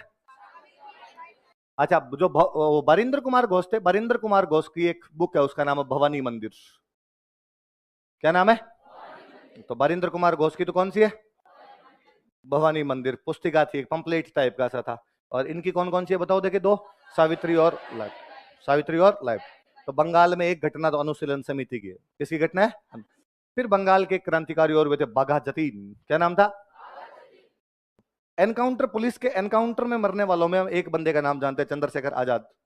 हम जानते हैं कि चंद्रशेखर आजाद और पुलिस के बीच में फायरिंग होती है और उसमें चंद्रशेखर आजाद देश के काम आ जाते हैं। एक और कोई बंदा जो पुलिस के एनकाउंटर में शहीद हुए थे वो है बाघा जतीन। कौन है? तो बालासोर, उड़ीसा के अंदर एक जगह पड़ती है बालासोर। उड़ीसा में कौन सी जगह? तो कोई बालासोर में पुलिस एनकाउंटर में कौन शहीद हो गए थे? तो कौन शहीद हो गए थे? बाघा जतीन। क्या नाम था? तो आपके उधर महाराष्ट्र में तीन बंदे याद रखने। महाराष्ट्र में तो कौन? करकरे, चापेकर और फड़के। करकरे, चापेकर और फड़के। इधर बंगाल में बेसिकली दो लड़के ही याद रखने, प्रफुल्ल चाकी, खुदीराम बोस। इनके सबके नेता कौन थे? अरविंद घोष। अरविंद घोष की दो बुक कौन कौन सी है? सावित्री और लाइफ डिवोट। अरविंद के भाई कौन है आपके? बारिंद्र घोष। बारिंद्र घोष की बुक कौन सी है? भवानी मंदिर। कौन सी है? लड़के थे यंग। तो यूं बंगाल में माता जी की पूजा सबसे अधिक दुर्गाष्टमी में मनाई जाती है, तो ये भवानी के मंदिरों में धोख लगा लगा के जाया करते थे। नारे और लगाते होंगे, पत्थर को जो कर दे पानी, जय भवानी टाइप के नारे लगाते, इसलिए बुक का नाम ही क्या रख लिया आपने? भवानी मंदिर रख लिया था। और पुलिस मुठभेड़ में बालासोर में शहीद कौन हुए थे? कौन हुए थे? भगत सिंह। दो जगह हो गया आपका, महाराष्ट्र हो गया और बंगाल। तीसरा कौन सा बचा आपके? पंजाब। पंजाब में दो नेता थे, लाला लाजपत राय और अजीत सिंह। दो नेता कौन कौन थे? लाला लाजपत राय और अजीत। ये अजीत सिंह भगत सिंह के चाचा जी है। जो अजीत सिंह जी है भगत सिंह के क्या लगते हैं? तो भगत सिंह के चाचा जी का नाम क्या था? अजीत। आप विडम्ब वो देखिए, बड़ी जोरदार बात देखिए। अजीत सिंह का निधन 15 अगस्त 1947 को हुआ था। अजीत सिंह जी का निधन कब हुआ था? 15 अगस्त 1900। शायद इसीलिए जिंदा होंगे कि देश कब आजाद होगा। जिस दिन देश आजाद हो उस दिन अंतिम सांस ले ले आपने। ये अभी अपना जब किसान आंदोलन चल रहा था, तो किसान आंदोलन में गीत शुरुआत में खूब फेमस हुआ था, पगड़ी संभाल जट्टा पगड़ी संभाल। अजय देवगन वाली मूवी के अंदर आप गीत सुनते हैं, वो गीत इन्हीं का था। एक फोटो बहुत वायरल हो रहा था, इसमें ट्रैक्टर पर बैठकर एक बंदा आगे बढ़ रहा है, वो अजीत सिंह जी। तो कौन है? अजीत सिंह। तो पंजाब में उस समय दो बड़े नेता हुआ करते थे, कौन कौन थे? लाला लाजपत राय और अजीत सिंह। क्या क्या नाम है? लाला लाजपत राय को याद रहेगा, अजीत सिंह भगत सिंह के चाचा जी इसलिए याद रखना, इन्होंने एक संगठन बनाया था, उस संगठन का नाम है अंजुमन मोहब्बत वतन। बोलो देखे नाम। अंजुमन का मतलब होता है सभा। अंजुमन का मतलब क्या होता है? वतन से मोहब्बत करने वालों की सभा। वतन से मोहब्बत करने वालों की, तो अंजुमन ए मोहब्बत ए वतन। बोलो देखे नाम। अंजुमन ए मोहब्बत किसका संगठन है? और एक समाचार पत्र निकालते थे जिसका नाम था भारत माता। क्या नाम था समाचार पत्र का? नाम तो कौन निकालता है? अजीत सिंह जी। और संगठन कौन सा है? अंजुमन ए मोहब्बत ए वतन। कौन सा है? अंजुमन ए मोहब्बत। हालांकि बाद में जहां जब यहाँ पर ज्यादा यूं कार्रवाइयां वगैरह होने लगी थी, तो अमेरिका चले गए थे दोनों। अजीत सिंह जी भी निकल गए थे यहाँ से। कौन निकल गए थे? लाला लाज। अजीत सिंह जी हालांकि एक बार गिरफ्तार हुए थे, पर भगत सिंह के परिवार वाले बहुत पैसे वाले थे, तो रुपए देके जमानत करवा ली गई थी। जमानत हो जाया करती, तो जमानत करवा के लेके आ गए थे। इसलिए जब भगत सिंह गिरफ्तार हुए थे, तो घर वालों ने कहा था कि हम तेरी जमानत करवाएंगे। भाई पंजाब की जमीन है, 2-4 किलो बेच देंगे और क्या होगा इसे, ज्यादा ज्यादा। तू तो बाहर आए कम से कम। भगत सिंह ने कहा कि नहीं, तुम मेरे मुख पर कालिक पोत दोगे, जमानत नहीं करवानी। हम जब जिस दिन वहां से आए थे, उस दिन हम ये सोच के आए थे कि हमें गिरफ्तार होना है, इसलिए हम ये जमानत वगैरह नहीं करवाना चाहते। वरना उससे पहले इनके चाचा जी कौन थे? अजीत। क्या नाम चाचा जी का? अजीत सिंह। संगठन का नाम क्या है? अंजुमन मोहब्बत वतन। और समाचार पत्र कौन सा? ठीक है। तो आपके 3 जगह हो गए, एक हो गया महाराष्ट्र, एक हो गया आपके बंगाल, एक हो गया पंजाब। महाराष्ट्र में पहला क्रांतिकारी कौन है आपका? वासुदेव बलवंत फड़के। केंद्र कौन सा है? बॉम्बे। जनजाति कौन सी है? रामोस की। उद्देश्य क्या है? हिंदू राज्य की स्थापना। पकड़ लिए गए, तो बाद में आगे किसने चलाया? दौलता रामोस। किसने चलाया? दौल। चापेकर बंधुओं के नाम क्या क्या है? दामोदर और बालकृष्ण। 2 प्लेग अधिकारियों को मारते हैं, रेंड और आयरस्ट। कौन से अखबार का लेख था वो? केसरी। कौन निकालता था? तिलक। तिलक को कितने महीने की सजा? और चापेकर बंधुओं को मित्र मेला कब बनाया गया था? 1899। बाद में उसका नाम क्या कर दिया गया? अभिनव भारत। 1904। उसका प्रतीक चिन्ह क्या हुआ करता था? चित्तौड़ का विजय स्तंभ। उस संगठन का एक लड़का कौन हुआ करता था आपके? अनंत लक्ष्मण करकरे। करकरे किसको मार देता जाके? जैक्सन। जैक्सन कहाँ का जज था? नासिक। करकरे को क्या लगा दी गई? फांसी। सावरकर को क्या बताया गया? काला पानी। याद रह जाएगी। आपके बंगाल में संगठन कौन सा था? अनुशीलन समिति। इसका कौन सा बंदा पेरिस भेजा गया था? हेमचंद्र कानून को। क्या बनाना सीखने के लिए? बम। किससे? रशियन। फैक्ट्री कहाँ लगाई? माणिक तला। कौन कौन 2 लड़के भेजे गए? प्रफुल्ल चाकी और खुदीराम बोस। किसको मारने के लिए? किंग्सफोर्ड। वो मरा नहीं, गलती से कौन मर गई? कैनेडी में। प्रफुल्ल चाकी पुलिस से बचने के लिए, और खुदीराम बोस को माणिक तला पे छापा मार के कितने क्रांतिकारी गिरफ्तार? 34। इनमें सरकारी गवाह कौन बन गया? नरेंद्र गोसाई। सबूतों के अभाव में कौन छोड़ दिया गया? अरविंद। अरविंद बाद में कहां चले गए? पंडित। वहां पे क्या खोल लिया था? आश्रम। 2 किताबें कौन कौन सी लिखी थी? सावित्री और लाइफ डिवोट। बारिंद्र घोष ने कौन सी किताब लिखी थी? भवानी मंदिर। कौन सी लिखी थी? पंजाब के क्रांतिकारी कौन कौन है? लाला लाजपत राय और अजीत सिंह। अजीत सिंह जी के संगठन का नाम क्या है? अंजुमन मोहब्बत वतन। और दूसरा आप समाचार पत्र कौन सा?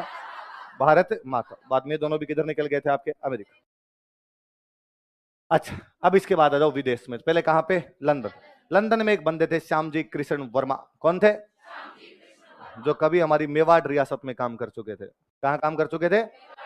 केसरी सिंह बारठ के कहने पर कई दिन श्यामजी कृष्ण वर्मा ने हमारी कौन सी रियासत में काम किया था?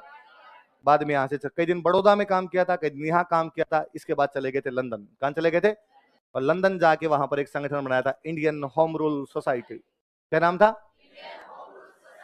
क्या नाम था? Indian home rule society. 1905। कब बनाया गया था? कौन सा संगठन बनाया था? Indian home rule society. इनका जो ऑफिस हुआ करता था, उस ऑफिस का नाम था इंडिया हाउस। इनके ऑफिस का नाम क्या था? इंडिया से जो कोई आए उसके लिए हॉस्टल हम फैसिलिटी उपलब्ध करवाएंगे। तो इंडिया से जो भी लड़के कोई जाया करते, ये एयरपोर्ट पे तैयार खड़े रहते कार्ड लेके, PG PG hostel hostel, boys PG girls PG. हाँ, या तो ध्रुव सिंह जी देते हैं आपको कार्ड, या उधर कौन दिया करते थे?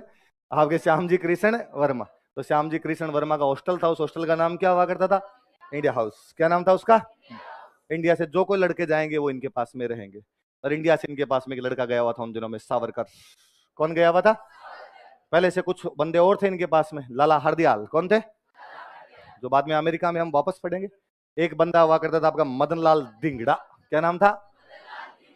नाम में यूं फील आता है, एकदम यूं वजनदार नाम है। बोलो देखिए बंदे का नाम, मदन लाल धिंगड़ा। क्या नाम था बंदे का? और एक थे अब्दुल्ला सुहरावर्दी। कौन थे?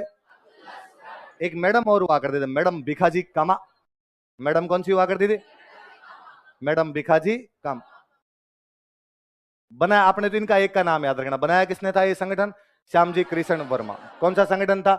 Indian home rule society. क्या नाम था? इंडियन। ऑफिस का नाम क्या था? एक अखबार निकालते थे, इंडियन सोशियोलॉजिस्ट। कौन सा अखबार था? किसका अखबार? Indian sociologist, Shyamji Krishna Verma. या आपने कह दो इंडिया हाउस वालों का, या आपका तो इंडियन होम रूल सोसाइटी वालों का। दो बंदों के नाम पक्के पक्के याद रखना आपने, एक तो सावरकर और एक मदन लाल धिंगड़ा। कौन कौन दो बंदे बताओ? अच्छा, इंडियन होम रूल सोसाइटी कब बनी है? 1905। कब बनी थी? 1905। 1905 में इंडियन होम रूल सोसाइटी बनी। 1906, 1907। 1907 जब आया तो कहा 1857 की क्रांति के 50 साल पूरे हो रहे हैं। 57 की क्रांति कितने साल पूरे हो रहे हैं? और हम इसकी गोल्डन जुबली मनाएंगे। क्या मनाएंगे? ये दिमाग लगाने वाला आदमी था वीर दामोदर सावरकर, या विनायक दामोदर सावरकर। पहली बार किसी आदमी ने कहा था कि 1857 की क्रांति हमारे भारत का पहला स्वतंत्रता संग्राम था, तो उस व्यक्ति का नाम क्या था? वीर सावरकर। या पूरा नाम हम किस नाम से जानते हैं उनको?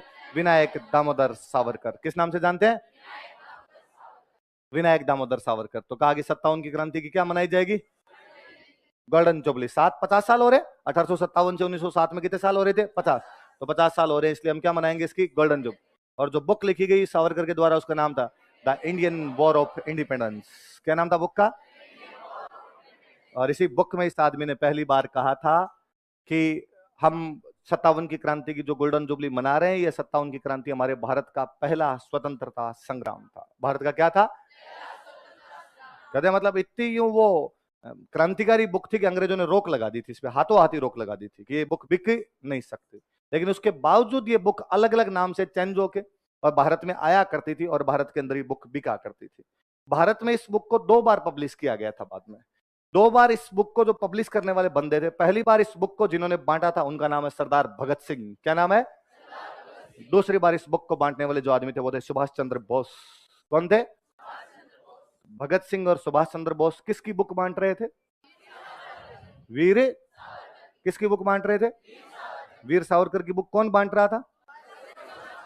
भगत सिंह और चंद्रशेखर, सॉरी, भगत सिंह और सुभाष चंद्र बोस। किसकी बुक बांट रहे थे? बुक का नाम क्या है? The Indian war of India. किसकी बुक है? भारत में कौन कौन पब्लिश कर रहा था? एक बार भगत सिंह और दोबारा। तब मुझे लगता है कि हिस्ट्री से अनभिज्ञ लोग, जिनको हिस्ट्री का क ख ग नहीं पता होता, वो भगत सिंह जिंदाबाद के साथ सावरकर को गालियां कैसे निकाल सकते हैं? वही भगत सिंह और वही सुभाष चंद्र बोस जो थे, वो सावरकर की उस बुक को भारत में पब्लिश कर रहे थे। कुछ तो होगा उस बुक के अंदर कि अंग्रेज रोक लगा रहे हैं। हमारे भारत के दो सबसे भारत माता के महान सपूत भगत सिंह और सुभाष चंद्र बोस भारत में ऐसे व्यक्ति है जिनके बारे में हम कोई नेगेटिव बात नहीं सुनते। बाकी हर किसी आदमी के बारे में पॉजिटिव नेगेटिव बातें और उनके बारे में कोई भी नेगेटिव बात नहीं। उन्होंने यदि किसी की बुक पब्लिश की थी तो वो बुक कौन सी थी आपके? The Indian war of independence. किसकी बुक थी? एक पर्चा प्रकाशित किया था वहां पे जिसका नाम था ग्रेव वार्निंग। क्या नाम था? ये भी सावरकर का है। ये भी किसका है? तो सावरकर की बुक का तो नाम क्या है? इंडिपेंडेंस। और एक पर्चा प्रकाशित किया उसका नाम क्या? धिंगड़ा। धिंगड़ा में जोश ज्यादा था। धिंगड़ा ने कहा भारत वालों को मरना नहीं आता, भारत वालों को, और देश की आजादी तब तक नहीं मिलेगी जब तक देश के लिए हम मरेंगे नहीं। और भारत वालों को मरना सिखाने के लिए जरूरी है कि कोई ना कोई पहले आगे मरे। जब तक कोई बलिदान नहीं देगा तब तक बाकी लोगों में बलिदान की प्रवृत्ति नहीं है। तो मैं शुरू करता हूं इसको। और उन दिनों में जो भारत सचिव हुआ करता था, अंग्रेजों की सरकार में जो एक मिनिस्टर हुआ करता उसको बोलते थे भारत सचिव। क्या बोलते थे? और उस भारत सचिव का जो पॉलिटिकल एडवाइजर था उसका नाम था कर्जन वाइली। क्या नाम था? कर्जन वाइली कौन हुआ करता था? भारत सचिव का राजनीतिक सलाहकार। कौन था भारत सचिव का पॉलिटिकल एडवाइजर जो हुआ करता उसका नाम क्या था? कर्जन। मदन लाल धिंगड़ा गए, उन्होंने कर्जन वाली को गोली मार दी। किसको गोली मार दी थी? धिंगड़ा को पकड़ा गया। धिंगड़ा को पकड़ के धिंगड़ा को पूछा, धिंगड़ा कहां से आए तुम? तो उनका इंडियन होम रूल सोसाइटी। कहाँ है ये तुम्हारे? ये हमारा पीजी रहा इंडिया हाउस। क्यों मारा इसको? जरूरी था, दो चार धमाके करने जरूरी है इसलिए मार दिया। अरे कौन है तुम्हारा दिमाग कौन लगाता है? तो उनका विनायक दामोदर सावरकर। तो जाओ इंडियन होम रूल सोसाइटी के ऑफिस जाओ।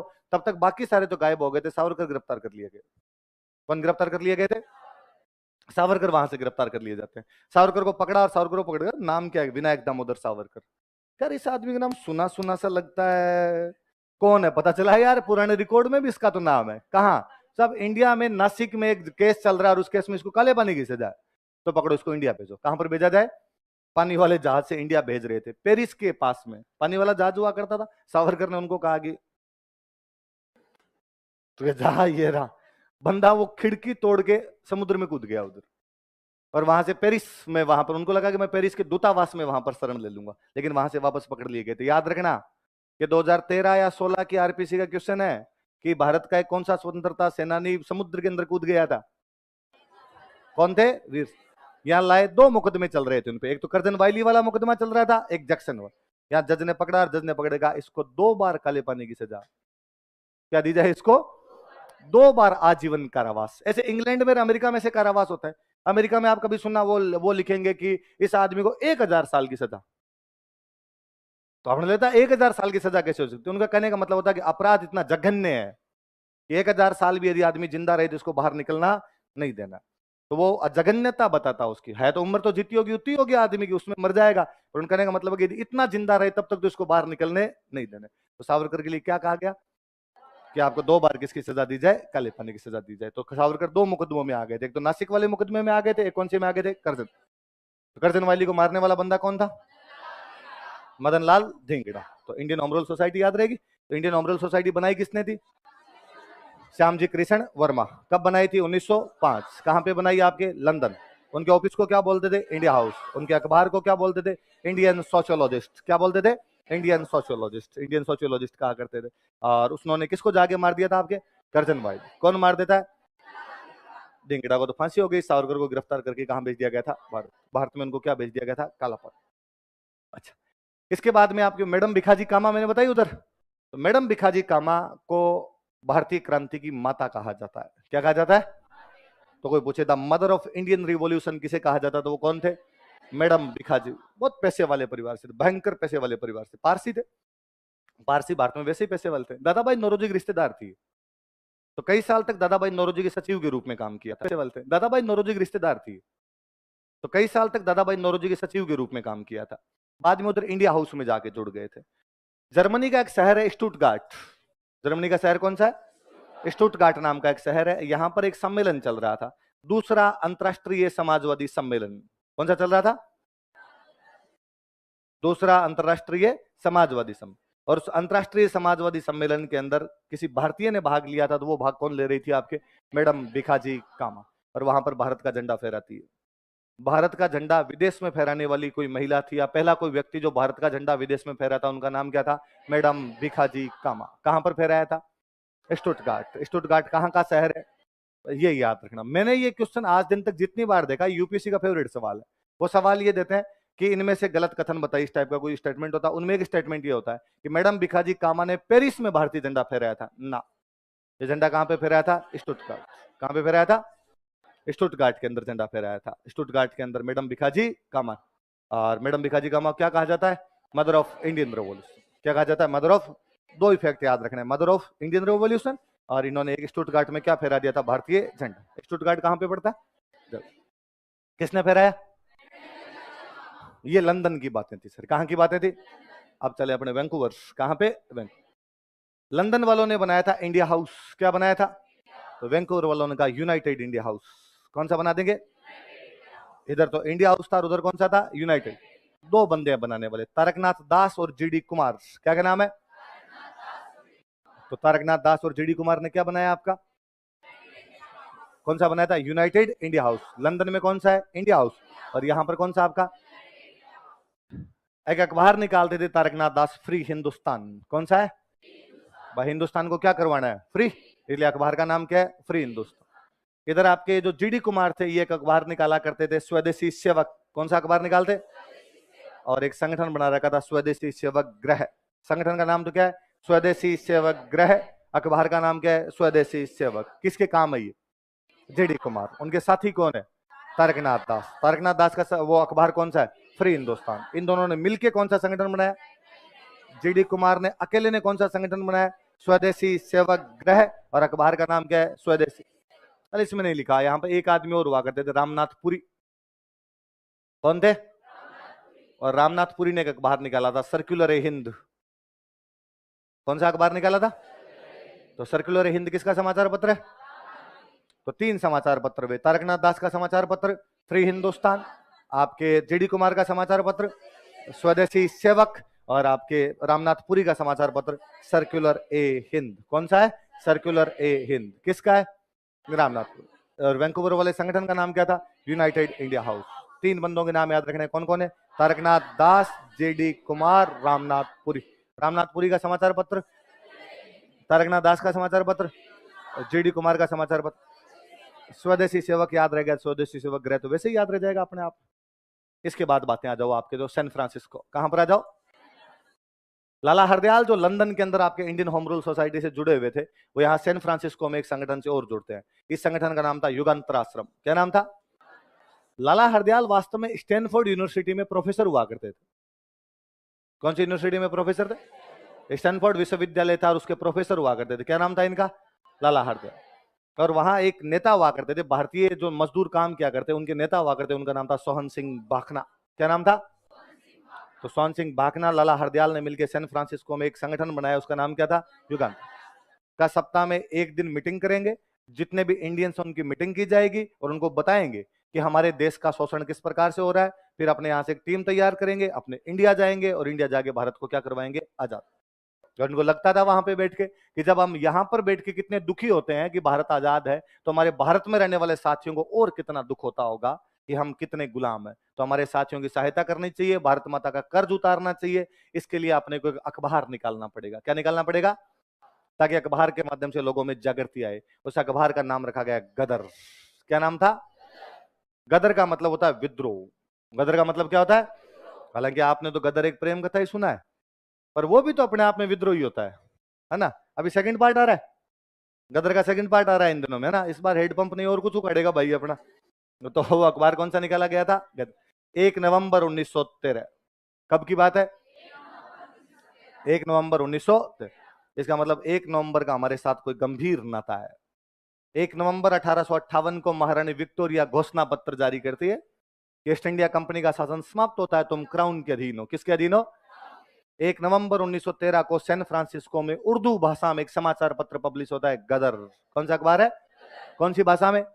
जो इसका पहला अंक आया था कौन सी भाषा में था? उर्दू। बाद में भारत की सारी भाषाओं में निकाला गया था। भारत की जितनी भाषाएं थी उन सब में निकालते थे। अफगानिस्तान वाली लैंग्वेज में निकाल दिया था। अफगानिस्तान की लैंग्वेज कौन सी थी? पश्तो। कौन सी थी? पश्तो। उस तक में ये निकाल दिया करते थे। क्योंकि गदर अखबार के माध्यम से लोगों को जागरूक किया करते थे, इसलिए इस आंदोलन का नाम ही पड़ गया गदर आंदोलन। क्या नाम पड़ गया? मास्टर जी कौन थे इनमें से? तो लाला हरदयाल को तो अमेरिका वालों ने कहा मास्टर जी इधर आओ, आज के बाद मीटिंग में गए तो देख लेना। तो लाला हरदयाल ने तो मीटिंग में आना कर दिया बंद। सोहन सिंह भाखड़ा, जो बाकी लोग थे इन्होंने कहा अपने चलते हैं। अपने इंडिया चलेंगे और इंडिया में जाके अपने क्या करेंगे, वहां पे आंदोलन। तो ये सारे के सारे लोग कहां पर आ गए, इंडिया। ये ज्यादातर पंजाबी थे। ज्यादातर कौन थे, पंजाब। थोड़े बहुत उनमें कुछ लोग बंगाली थे। थोड़े बहुत लोग कौन थे, बंगाल। पंजाबी उस टाइम में खूब रहा करते थे अपने, पंजाबी बंगाली लोग थे। तो ये पंजाबी सारे यहाँ पर पंजाब आए। नेता कौन है इनके, बड़े नेता कौन है, सोहन सिंह। यहाँ पे आए, यहाँ पे आके पंजाब में लोगों को कहा, पंजाब में लोगों ने पूछा, भाइयों ने, बाकियों ने, भाई तुम क्यों आए यहाँ पे। उनका देश को आजाद करवाने। क्या तुम दुखी नहीं हो अंग्रेजों से, उनका ना। तुम्हें किसने कहा हमें दुख है, तो तुम्हें अंग्रेजों के शोषण के तले नहीं रहना पड़ता। उन्होंने कहा मुक्ति मिली है मुश्किल से, भले दिन अब आए हैं, वरना ये पंजाब आनिया भानिया के लूट जाया करता था। कभी जी में आया उधर से कि साहब नादिर शाह का आक्रमण हो गया, आज अहमद शाह अब्दाली का आक्रमण हो गया, आज बाबर आ गया, आज गोरी आ गया, आज गजनवी आ गया। पंजाब में कहा करते थे किसी टाइम में, खादा पीदा लई दा बाकी अहमद शाही दा। जो खा लिया पी लिया वो आपका है, बाकी तो अहमद शाह लूट के ले ही जाएगा। बाकी आपके पास कुछ बचना ही नहीं है, तो खा लो पी लो, उसमें ही ठीक है अपने आप के अंदर। तो कहा इनसे मुक्ति दिलवाने वाले, ये जो इधर वाले उत्तर पश्चिम वाले हैं, इनसे किसी ने मुक्ति दिलाई, ये बापड़े भले गोरे हैं। और मुश्किल से नहरे वहरे हुई है सेट, यहाँ पे खेती करने लगे हैं, 2 टाइम का पेट भरने लगे हैं। तुम क्या फालतू फालतू बातें करते हो। इनका कि नहीं तुम जानते नहीं।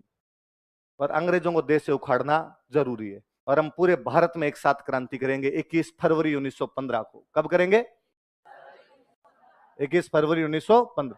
और हमारे नेता है रास बिहारी बोस। नेता कौन है, क्या नाम है नेता का, रास बिहारी बोस हमारे नेता है। हम पूरे भारत में एक साथ करेंगे क्रांति, और तुम्हें अपना साथ, हमारा साथ देना चाहिए। अरे मुक्ति दिलवाएंगे तुम्हें देश को। साथ तो उन्होंने कितना दिया कितना नहीं दिया, जाके पुलिस को जरूर बताएगा। हमारे घर 2 है, अमेरिका से आए हुए ना 3 हमारे हैं। ये 2 जो इधर बैठ के बात कर रहे हैं ये वही है, और ये क्रांति करने वाले हैं 21 फरवरी 1915। और इनका नेता कौन है, रास बिहारी बोस। अंग्रेजों ने सबको पहले ही गिरफ्तार कर लिया था, इसलिए क्रांति विफल हो गई थी। गदर आंदोलन भारत के अंदर आगे सफल नहीं है। पूरे भारत में योजना थी इनकी। राजस्थान की जिम्मेदारी दी हुई थी गोपाल सिंह खरवा। राजस्थान की जिम्मेदारी किसके पास थी, लेकिन सारे लोग पहले गिरफ्तार कर लिए गए। इनकी क्रांति जो थी वो क्या हो गई थी, विफल। पकड़ लिए गए सारे लोग। 2 लड़कों को फांसी लगाई गई थी, करतार सिंह सराबा और विष्णु पिंगले। कौन कौन 2 बंदे थे, करतार। पंजाब की बात है, पंजाब की राजधानी हुआ करती थी लाहौर। पंजाब की राजधानी कौन सी थी, इसलिए उसको पहला लाहौर षड्यंत्र मुकदमा कहते हैं। क्या कहते हैं इसको, नासिक मुकदमे में किसको फांसी लगाई गई, करकरे। किसको लगाई गई, कर। अलीपुर वाले मुकदमे में फांसी किसको लगती है, खुदीराम बोस। किसको लगती है, खुद। और आपके पहले इसमें लाहौर षड्यंत्र मुकदमे में फांसी किसको लगती है, करतार सिंह सराबा और विष्णु पिंगले। किसको लगती है, करतार सिंह। तो सैन फ्रांसिस्को से चला हुआ गदर आंदोलन हमारे भारत में कहां तक पहुंच गया था, पंजाब। और पंजाब में कौन सा मुकदमा चलता है इन पर, पहला लाहौर षड्यंत्र मुकदमा। किस किस को फांसी लगती है, करतार सिंह। आप देखो करतार सिंह सराबा का भी फोटो देखो, यंग 19 साल का लड़का, तेजस्वी आंखों वाला, 19 साल की उम्र में देश की बलिवेदी पर चढ़ गए थे। सोहन सिंह भाखना गिरफ्तार किए गए थे। अब विश्वास नहीं करेंगे, सोहन सिंह भाखना 1970 तक जिंदा थे। कब तक जिंदा थे, भगत सिंह जिस जेल के अंदर बंद थे उसमें सोहन सिंह भाखना थे। और भगत सिंह ने ये सोहन सिंह भाखना को अपना पूरा गुरु टाइप का मानते थे। भाई यार सीनियर आदमी है, इनको पता है क्रांतियां कैसे करनी है कैसे नहीं करनी है। सोहन सिंह भाखना आजादी के बाद में देश में कई किसान आंदोलनों के नेता बने थे। देश में कई किसान आंदोलन सोहन सिंह भाखना ने चलाए थे। लेकिन हम सोहन सिंह भाखना को जानते ही नहीं है, सोहन सिंह भाखना का नाम तक नहीं जानते। इस आंदोलन के अलावा सोहन सिंह भाखना को कहीं नहीं पढ़ते, क्योंकि सोहन सिंह भाखना कांग्रेस में नहीं थे। किसमें नहीं थे, हिस्ट्री में उन्हीं लोगों के नाम है जिन्होंने कांग्रेस ज्वाइन कर ली थी। History is written by victors, इतिहास विजेताओं के द्वारा लिखा जाता है। विजेता कांग्रेस थी, उनका राज था, तो हिस्ट्री में उनके नाम। यदि इसका उल्टा होता तो हम कांग्रेस वालों को किसी को नहीं जानते। यदि सोहन सिंह भाखना इनका आया हुआ होता, ये सबके साथ सिद्धांत है, कांग्रेस पे लागू नहीं होता। यदि ये लोग आए होते तो इनके नाम होते, फिर अपने कांग्रेस वालों के नाम। यदि कोई तीसरा पक्ष आया होता तो इनके नाम नहीं होते, उनके नाम होते अपने आप में। इसलिए सोहन सिंह भाखना को नहीं जानते हम। पर याद रखना कि सोहन सिंह भाखना कौन से मुकदमे से जुड़े हुए थे, पहले लाहौर षड्यंत्र मुकदमे। कौन से मुकदमे से, एक और हुआ करते थे इसमें, भाई परमानंद। कौन हुआ करते थे, भाई परमानंद। और भाई परमानंद को काले पानी की सजा हुई थी। पहले भाई परमानंद को भी फांसी दी गई थी, लेकिन बाद में इनकी फांसी की सजा को चेंज कर दिया गया था। और फांसी की सजा को चेंज करके किस में बदल दिया गया था, कालापन। किस में बदल दिया गया था, काला। तो किस किस को फांसी लगाई गई, करतार सिंह सराबा और विष्णु पिंगले। और किसको काले पानी की सजा दी गई, भाई परमानंद। बड़े नेता कौन थे इनके? सोन सिंह बाखना। और कौन से आश्रम की स्थापना की थी? गदर। कौन सी भाषा में छपता था? उर्दू, लेकिन बाद में सारी भाषाओं में छपने लगे। ये हो गया आपका, और आपके सैन फ्रांसिस्को। तीन हो गए, लंदन हो गया, वैंकूवर हो गया, और आपका सैन फ्रांसिस्को। अब कौन सा आ गया आपका? अफगान। फर्स्ट वर्ल्ड वॉर शुरू हो चुका था 1914 में। फर्स्ट वर्ल्ड वॉर शुरू हो जाता है। फर्स्ट वर्ल्ड वॉर में जर्मनी और ब्रिटेन एक दूसरे के खिलाफ लड़ रहे थे। कौन कौन एक दूसरे के खिलाफ लड़ रहे थे? जर्मनी और ब्रिटेन, ये एक दूसरे के खिलाफ लड़ रहे थे। हमें लगा कि यार जर्मनी जब इंग्लैंड के खिलाफ है तो क्यों ना अपने जर्मनी से सहयोग मांगा जाए और जर्मनी के सहयोग से अपने भारत को क्या करवाया जाए? आजाद। ऐसा सपने देखने वाले जो बंदे थे उनका नाम था राजा महेंद्र प्रताप। क्या नाम था? और राजा महेंद्र प्रताप यहां से अफगानिस्तान जाते हैं। अफगानिस्तान जाके जर्मनी वालों से बातचीत करते हैं कि जर्मनी वालों आप हमारा सहयोग करो, हम देश को आजाद करवाना चाहते हैं। जर्मनी वालों ने कहा कि पूरा सहयोग। राजा महेंद्र प्रताप तुम संघर्ष करो, हम तुम्हारे। राजा महेंद्र प्रताप अफगानिस्तान में अंतरिम सरकार बना लेते हैं। क्या बना लेते हैं? का भारत की सरकार ये है, भारत की सरकार मैं चला रहा हूं, बस अब कब्जा करेंगे इंडिया पे जाके, और कब्जा करके इंडिया के अंदर हम सरकार की स्थापना कर देंगे। अंग्रेजों की सरकार को क्या कर देंगे? समाप्त। जर्मनी ने कहा कि इस सरकार को हमारा पूरा समर्थन है। अंतरिम सरकार कहां बनाई गई थी अपने? कहां पे? चुनाव से पहले की जो भी कोई गवर्नमेंट होती है इंटरिम गवर्नमेंट होती है, तो इंटरिम गवर्नमेंट कहां बनाई गई हमारी? अफगानिस्तान। किसने बनाई थी? राजा महेंद्र। नाम याद रखना, बड़ा यूं इन दिनों के अंदर वो चर्चाओं के अंदर था, यूपी में चुनाव होने वाले हैं, इसलिए सारी पार्टियां चाहती है कि राजा महेंद्र प्रताप के नाम को भुनाया जाए, क्योंकि राजा महेंद्र प्रताप बाद में हमारे मथुरा से एमपी बनते थे। क्या बनते थे? मथुरा से एमपी बना करते थे, तो थोड़ा नाम ध्यान रखना है इनका। राजा महेंद्र प्रताप ने बाद में अपने वृंदावन में एक कॉलेज बनाया था। कॉलेज का नाम था प्रेम महाविद्यालय। क्या नाम था? प्रेम आप जो समझ रहे हो वो नहीं, उस नाम वाला ही प्रेम है खाली। तो वृंदावन में कौन से महाविद्यालय की स्थापना की थी? ये वैसे ही है जैसे कभी नहीं लगता आपको कि तिब्बत का एक बंदा हमारे पास बैठा हुआ, दलाई लामा। क्या बैठे हुए? दलाई लामा हिमाचल प्रदेश में एक जगह पड़ती है धर्मशाला। कौन सी जगह है? वहां पर तिब्बत वाले हर साल अपनी एक सरकार बनाते हैं, हर 5 साल में अपनी सरकार बनाते हैं, और कहते हैं तिब्बत की सरकार ये है, आज नहीं तो कल तिब्बत पर हम कब्जा करेंगे, और कब्जा करेंगे तब जाके शासन संभाल लेंगे। पर कब्जा हो नहीं पा रहा तो शासन संभाल नहीं पा रहे। वैसे वैसे हमारे लोगों ने अफगानिस्तान में गवर्नमेंट बनाई थी। कहां पर गवर्नमेंट बनाई थी? अफगानिस्तान में गवर्नमेंट किसने बनाई थी? राजा महेंद्र। याद रखेगा बात, किसके सहयोग से? जर्मन। किसके सहयोग से? जर्मन। अच्छा, दो बंदे थे, एक बंदे का नाम है मौलवी उबैदुल्लाह सिंधी। क्या नाम है? एक बंदे का नाम है महमूद हसन। दो बंदे बोलो देखिए कौन कौन है? मौलवी उबैदुल्लाह सिंधी, और दूसरे बंदे का नाम क्या है? महमूद। मौलवी अहमदुल्लाह सिंधी ने वहां से आपके अफगानिस्तान से एक कागज था, उस कागज पे कुछ लिखा, एक बंदे को दिया, और कहा जाके पंजाब में एक बंदा बैठा है महमूद हसन। कौन बैठा है? इसको जाके दे के आ जाओ। एक कागज पे कुछ लिखा, किसने लिखा? मौलवी उबैदुल्लाह सिंधी। किसको दे के आना है? महमूद हसन। और उसको कहा कि ध्यान रखना पुलिस को पता नहीं चल जाए, क्रांति है इसमें, क्रांति।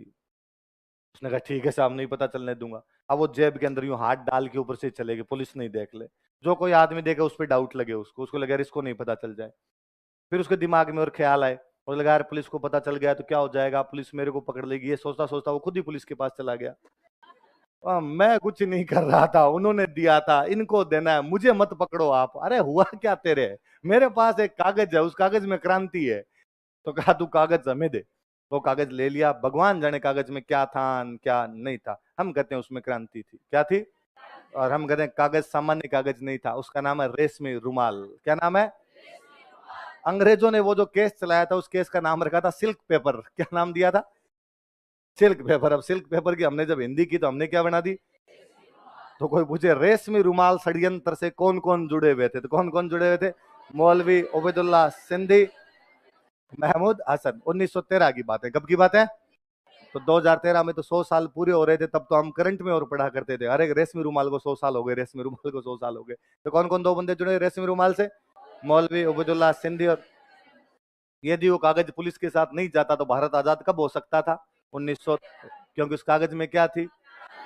कागज नॉर्मल कागज नहीं था, रेशमी था। कैसा था हमारा? रेस। कौन कौन दो बंदे हैं? मौलवी उबैदुल्लाह सिंधी और महमूद। ये सारी गतिविधियां कहाँ चला रहे हैं वो लोग?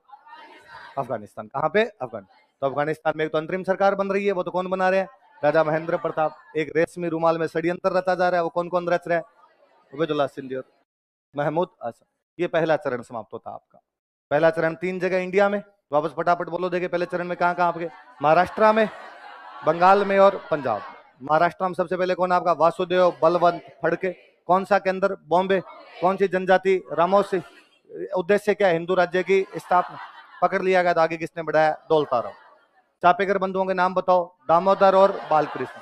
प्लेग अधिकारियों को मारते हैं? रेंड और आयरेस्ट। कौन से अखबार में पढ़ के केस? तिलक को 18 महीने की और चापेकर बंधुओं को। हाँ। विनायक दामोदर सावरकर ने क्या बनाया आपका? मित्र मेला। कब बनाया? 1899। नाम चेंज कब किया गया? 1904। क्या किया गया? अभिनव। उसका जो लोगो था वो क्या था? विजय स्तंभ। क्या था? विजय स्तंभ। और ये जो इसके संगठन के बंदे थे अनंत लक्ष्मण करकरे, जाके किसको मार देते हैं? जैक्सन। कहाँ का जज था? नासिक। उसको तो क्या दे दी गई? फांसी। और सावरकर को क्या हुआ? कालापन। उसके बाद आपके बंगाल में एक संगठन था अनुशीलन समिति। इसका एक बंदा पेरिस गया था, हेमचंद्र कानून को, और वहां से बम बनाना सीख गया। किससे? कहां पे फैक्ट्री लगाई? माणिक तल्ला। 2 लड़कों को भेजा गया बम बनाने के लिए, फेंकने। प्रफुल्ल चाकी और खुदीराम बोस। किसको मारने के लिए गए थे? किंग्सफोर्ड। गलती से कौन मर गई? कैनेडी महिलाएं। पुलिस से बचने के लिए सुसाइड कौन कर लेता है? प्रफुल्ल चाकी। और फांसी किसको लगा दी गई? कहाँ पे छापा मारा गया? माणिक तल्ला। कितने क्रांतिकारी गिरफ्तार है? 34। इन पे कौन सा मुकदमा चला? अलीपुर षड्यंत्र मुकदमा। सरकारी गवाह कौन बन गया? नरेंद्र गोसाई। सबूतों के अभाव में कौन छोड़ दिए गए? अरविंद घोष। कहाँ पे चले गए? पांडिचेरी। वहां पर क्या बन गए? 2 किताबें कौन कौन सी लिखी? सावित्री और लाइफ डिवाइड। बारिंदर घोष ने कौन सी लिखी? भवानी मंदिर। बागा जतीन पुलिस मुठभेड़ में शहीद हो गए। कौन सी जगह पे हुए थे? बालासोर। कौन शहीद हुए? बागाजत। पंजाब में 2 नेता थे, कौन कौन थे? लाला लाजपत राय, अजीत सिंह। लाला लाजपत राय ने एक संगठन बनाया था, सॉरी अजीत सिंह जी ने, अंजुमन ए मोहब्बत ए वतन। क्या नाम था? अंजुम। और एक अखबार निकाला करते थे, भारत माता। कौन सा था? भारत माता। लंदन के अंदर गए, लंदन में कौन थे? श्यामजी कृष्ण वर्मा। संगठन कौन सा बनाया? Indian home rule society. कब बनाया? 1905। इसके ऑफिस का नाम क्या था इनके? India house. अखबार कौन सा निकालते थे? Indian sociologist. कौन सा था? इंडियन। 1907 में 57 की क्रांति की क्या मनाई गई? स्वर्ण जयंती। सावरकर ने बुक कौन सी लिखी? Indian war of independence. एक पर्चा कौन सा निकाला? Grave warning. कौन सा बंदा जाए गोली मारता है? मदन लाल धिंगड़ा। क्या नाम था? किसको गोली मार के आता है? करजन वाइली। किसको गोली मारता है? धिंगड़ा को क्या लगा दी गई? फांसी। सावरकर को गिरफ्तार करके कहां भेज दिया गया था? इंडिया भेजा। इंडिया से कहां भेज दिया गया उसको? कालापानी। कहां भेज दिया गया था? कालापानी भेज दिया। मैडम भिखाजी कामा कहां पर झंडा लहराती है? स्टुटगार्ट। और उन्हें भारतीय क्रांति क्या कहा जाता है? माता। यूनाइटेड इंडिया हाउस कहां पर बनाया गया आपका? वैंकूवर। कहां पे बनाया गया? वैंकूवर। तारकनाथ दास ने एक समाचार पत्र निकाला था, फ्री हिंदुस्तान। जीडी कुमार का एक अखबार था, स्वदेशी सेवक। रामनाथपुरी का एक अखबार था, सर्कुलर ए हिंद। कौन सा था? किसका था? रामनाथपुरी का। क्या नाम था उसका? सर्कुलर ए हिंद नाम का वाकर। सैन फ्रांसिस्को में कौन कौन 2 आदमी है आपके? सोन सिंह बाखड़ा और लाला हरदयाल। लाला हरदयाल कौन सी यूनिवर्सिटी के प्रोफेसर है? स्टैनफोर्ड। और इन्होंने क्या बनाया आपके? युगांतर आश्रम। युगांतर आश्रम वाला अखबार कौन सा निकाला? गदर। कब निकाला गया? 1 नवंबर 1913। कौन सी भाषा के अंदर? उर्दू। इंडिया में आगे कब क्रांति करना चाहते थे? 21 फरवरी 1915। नेता कौन थे? रास बिहारी बोस। अंग्रेजों को पता चल गया। कौन सा मुकदमा चला था इन पे? पहला लाहौर षड्यंत्र मुकदमा। 2 बंदों को फांसी की सजा हुई थी, करतार सिंह सराबा और विष्णु पिंगले। कौन कौन थे? करतार सिंह सराबा। एक बंदे को काले पानी दिया गया था, भाई परमानंद। किसको दिया गया था? परमानंद चोइल नहीं, परमानंद चोइल चित्रकार है, भैंसों का चितेरा। तूने गलत लिख लिया, ध्यान रखना तू। हाँ, परमानंद चोइल। तू 2 बार परमानंद चोइल बोल गया। परमानंद चोइल ने भैंसों के चित्र बनाए थे। किसके? भैंसों। जोर जोर से बोला परमानंद चोइल। भाई परमानंद है ना। अब कौन सा चरण है? और अफगानिस्तान में वो अंतरिम सरकार किसने बनाई? राजा महेंद्र प्रताप। और रेशमी रुमाल में कौन कौन थे? मौलवी उबैदुल्ला सिंधी और महमूद हसन। अब कौन सा चरण आ गया आपका? एक संगठन बनाया गया था, एचआरए। कौन सा संगठन बनाया गया? एचआरए। एचआरए का नाम क्या था? Hindustan Republican association. क्या नाम था? हिंदुस्तान रिपब्लिकन। 1924 में कानपुर में बनाया गया था। 1924 में कहां पर बनाया गया था? क्या नाम था संगठन का? Hindustan Republican association. कब बनाया गया? 1924। कहां पे बनाया गया? कानपुर। उसमें बड़ा गड्ढ हुआ करता था क्रांतिकारियों का, तो कानपुर में बैठ के बनाया। और भारत के उस समय के सबसे बड़े क्रांतिकारी थे सचिंदर सान्याल। क्या नाम था? बहुत शानदार बुक लिखी सचिंदर सान्याल ने, बंदी जीवन। कौन सी बुक लिखी थी? कहते हैं क्रांतिकारियों की बाइबिल थी। उस समय कहा करते थे यदि किसी को क्रांतिकारी बनना है तो उसे कौन सी किताब पढ़नी पड़ेगी? बंदी जीवन। बंदी जीवन किसकी किताब थी? सचिंदर सान्याल। किसकी किताब थी? अच्छा, किताब की बात है तो मैं एक बुक और बताता हूं। इनके साथ एक क्रांतिकारी और हुआ करते थे, भगवती चरण वोहरा। कौन हुआ करते थे? भगवती चरण वोहरा। उस समय जब ये लड़के कानपुर में एक संगठन बना रहे थे, संगठन का नाम क्या है इनका? Hindustan Republican association. कब बनाया गया? 1924। कहां पे बनाया गया? और ये ऐसी बातें कर रहे थे कि साहब बम बनाएंगे, बम। क्या बनाएंगे? अब बमों के धमाके करेंगे तब अंग्रेज यहां से बाहर निकलेंगे, वरना अंग्रेज यहां से बाहर नहीं। गांधी जी अपने अखबार में इनके खिलाफ एक लेख लिखते हैं, द पॉलिटिक्स ऑफ बम। कौन सा अखबार लिखते हैं? कि कुछ लड़कों ने बम की राजनीति करने शुरू कर दी है। किसकी राजनीति करनी शुरू कर दी? और कहा यह राजनीति गलत है, इस प्रकार की राजनीति नहीं की जानी चाहिए, देश को हिंसा के रास्ते पे नहीं ले जाया जा सकता, हम देश को मुक्ति अहिंसा के रास्ते दिलाएंगे। किसके रास्ते दिलाएंगे? और ये लड़के बम की क्या कर रहे हैं? राजनीति। तो बुक का नाम क्या, उनके वो लेख का नाम क्या था? पॉलिटिक्स ऑफ बम। उसका रिप्लाई करता है भगवती चरण वोहरा। इन्होंने लिखा फिलोसॉफी ऑफ बम। क्या लिखी? इन्होंने कहा हम बम की राजनीति नहीं करते, बम में फिलोसॉफी है। बम में क्या है? तो कोई पूछे था फिलोसॉफी ऑफ बम किसने लिखा था, तो किसने लिखा था? भगवती चरण वोहरा। कई बार चीजों के साथ में घटनाएं जुड़ जाती होगी। भगवती चरण वोहरा बाद में जब बम बनाते हैं, उस बम को चेक करने के लिए जंगल के अंदर गए थे, उनके हाथ में फट गया था। तो भगवती चरण वोहरा की डेथ इसी प्रकार से हुई थी। भगवती चरण वोहरा की वाइफ थे दुर्गा भाभी। यदि आपने अजय देवगन वाली जो legend of Bhagat Singh movie देखी हो, तो उसमें जब भगत सिंह और सैंडर्स को मारने के बाद में लाहौर से फरार होते हैं, तब भगत सिंह के साथ में एक महिला होती है, वो महिला दुर्गा भाभी है। और वो जो महिला थी वो किसकी पत्नी है? भगवती चरण वोहरा की पत्नी है। बात तो भगवती चरण वोहरा ने कौन सा एक वो लेख लिखा था? फिलोसॉफी ऑफ बम। किसका रिप्लाई करते हुए? गांधी जी। गांधी जी कौन सा लिख रहे थे? सचिंदर सान्याल का कौन सा है? बंदी जी। कौन से संगठन के लोग है? Hindustan Republican association. कब बनाया गया? कहां पे बनाया गया? फिर कहा ये भूखे भजन ना होई गोपाला, बिना पैसे के पार नहीं पड़े।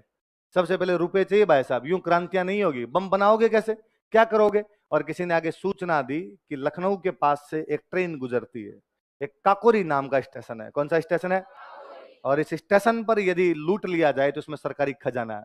लड़कों ने कहा ठीक है साहब लूट लेते हैं। इसलिए काकोरी में ट्रेन लूट ली गई। कहां पे ट्रेन लूट ली गई? इतने सालों तक हम इसका नाम पढ़ते थे काकोरी ट्रेन, है ना, काकोरी कांड। क्या पढ़ते थे? काकोरी। अब सरकार ने कहा कि एक्शन ना था, एक्शन था हमारा। क्या था ये? एक्स। तो काकोरी ट्रेन एक्शन। क्या नाम था? 9 अगस्त 1925। कब की बात है? 9 अगस्त 1925। कहां पे ट्रेन लूटी गई? हालांकि हाथ तो कुछ ही नहीं है, ये तो अपने वालों के था ही। जहां जहां कहीं ऐसे छापे मारे थे वहां पर हाथ तो कुछ भी, पर प्रयास तो कर ही लिया करते थे। कहां पे ट्रेन लूटी गई? इस काकोरी वाले मुकदमे में 4 लोगों को फांसी लगाई गई थी। कितने लोगों को फांसी लगाई गई? राम प्रसाद बिस्मिल। क्या नाम था? राम प्रसाद। अक्सर आपने गीत सुना होगा, सरफरोशी की तमन्ना भी हमारे दिल में है, देखना है जोर कितना। वो बंदे कौन थे? राम प्रसाद बिस्मिल। एक बंदे थे अशफाक उल्लाह खान। क्या नाम था? 2 बंदे थे रोशन सिंह और राजेंद्र लाहिड़ी। कौन कौन बंदे हैं? चारों के नाम बोलो थे। कौन कौन आदमी? राम प्रसाद बिस्मिल, अशफाक उल्लाह खान, रोशन सिंह और राजेंद्र लाहिड़ी। कौन से मुकदमे में शामिल थे?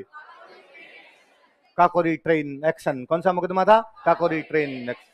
काकोरी में ट्रेन को कब लूट लिया गया था? 9 अगस्त 1925। कौन से संगठन के लोग लूट लेते हैं इसको? HRA, Hindustan Republican association. 4 क्रांतिकारी फांसी पर लटकाए गए थे, राम प्रसाद बिस्मिल, अशफाक उल्लाह खान, रोशन सिंह और राजेंद्र लाहिड़ी। ट्रिपल आर और अशफाक उल्लाह खान।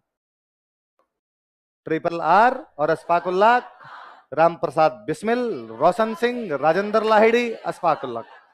याद रहेंगे? तो ट्रिपल आर कौन कौन है आपके?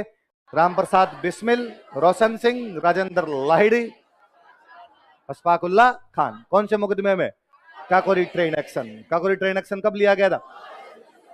9 अगस्त 1925। सारे के सारे लोग गिरफ्तार कर लिए गए थे। ये 4 फांसी लगाए गए थे, सारे लोग गिरफ्तार कर लिए गए थे। केवल एक बंदा बाहर था, चंद्रशेखर आजाद। कौन बंदा बाहर था? वो बंदा 4 साल बाद कुछ नए साथियों को लेकर एक नया संगठन बनाता है, एचएसआरए। क्या बनाता है? पहले वाले का नाम था एचआरए, इस बार एक नया शब्द जोड़ दिया गया था, एस जोड़ दिया गया। क्या जोड़ दिया गया? और इसका नाम बदल कर दिया गया हिंदुस्तान सोशलिस्ट रिपब्लिकन एसोसिएशन। क्या नाम कर दिया गया? Hindustan socialist Republic. 1928 में दिल्ली में एक जगह पड़ती है फिरोज शाह कोटला। कौन सी जगह? ये इसमें जो सोशलिस्ट नाम जोड़ा जा रहा था, इसके पीछे लड़के का दिमाग काम कर रहा था। उस लड़के का नाम था भगत सिंह। क्या नाम था? भगत सिंह का ऐसा मानना था कि हमारे संगठन का नाम एचआरए ठीक है, लेकिन क्या हम देश को केवल राजनीतिक आजादी दिलाना चाहते हैं? क्या हमारा कर्तव्य केवल इतना है कि देश को अंग्रेजों से मुक्ति मिले? क्या हम चाहते हैं कि भूरे लोग देश से चले जाएं या गोरे लोग देश से चले जाएं और काले लोगों का राज आ जाए? क्या इससे फर्क पड़ेगा कि गोरे लोगों का देश में राज है? क्या इससे फर्क पड़ जाएगा कि गोरे जाएंगे और कुछ गोरे और कुछ काले मिलकर शासन चलाएंगे? क्या इससे फर्क पड़ेगा कि सारे गोरे चले जाएंगे और केवल काले लोग मिलकर शासन चलाएंगे? नहीं। अब ये असर तब पड़ेगा, ये प्रभाव तब दिखेगा जब मनुष्य से मनुष्य का जो शोषण है वो समाप्त हो जाएगा।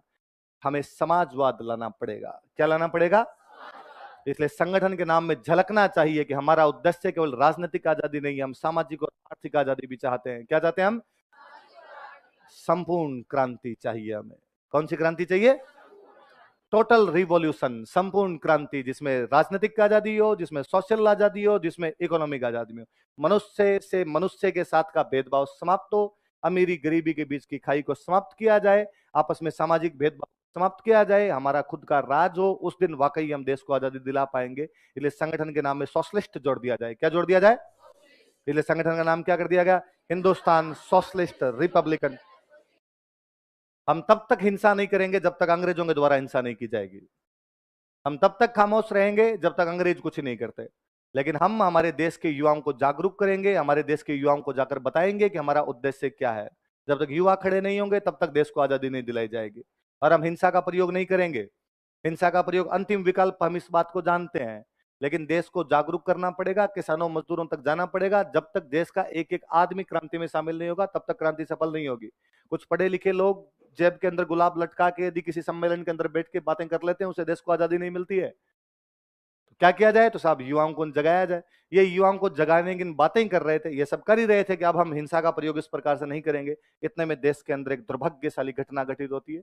साइमन कमीशन का विरोध करते हुए लाला लाजपत राय को पुलिस की लाठियों का शिकार होकर मार दिया जाता है। ये क्रांतिकारी लाला लाजपत राय को पसंद ही नहीं किया करते थे। लाला लाजपत राय थोड़े हिंदुत्ववादी टाइप के नेता बन गए थे। इवन लाला लाजपत राय ने जब एक बार थोड़े हिंदुत्ववादी बयान ज्यादा दिए थे तो भगत सिंह बहुत पढ़े लिखे व्यक्ति थे। भगत सिंह ने रॉबर्ट ब्राउनिंग की कविता थी द लॉस्ट लीडर, हमारा खो चुका नेता, द लॉस्ट लीडर नाम की एक कविता थी। उस कविता की पंक्तियां एक पेज पर लिखी और उस पेज को लाहौर की सड़कों पर चिपकाया गया था कि लाला लाजपत राय जैसे नेता को हम नेता नहीं मानते हमारा।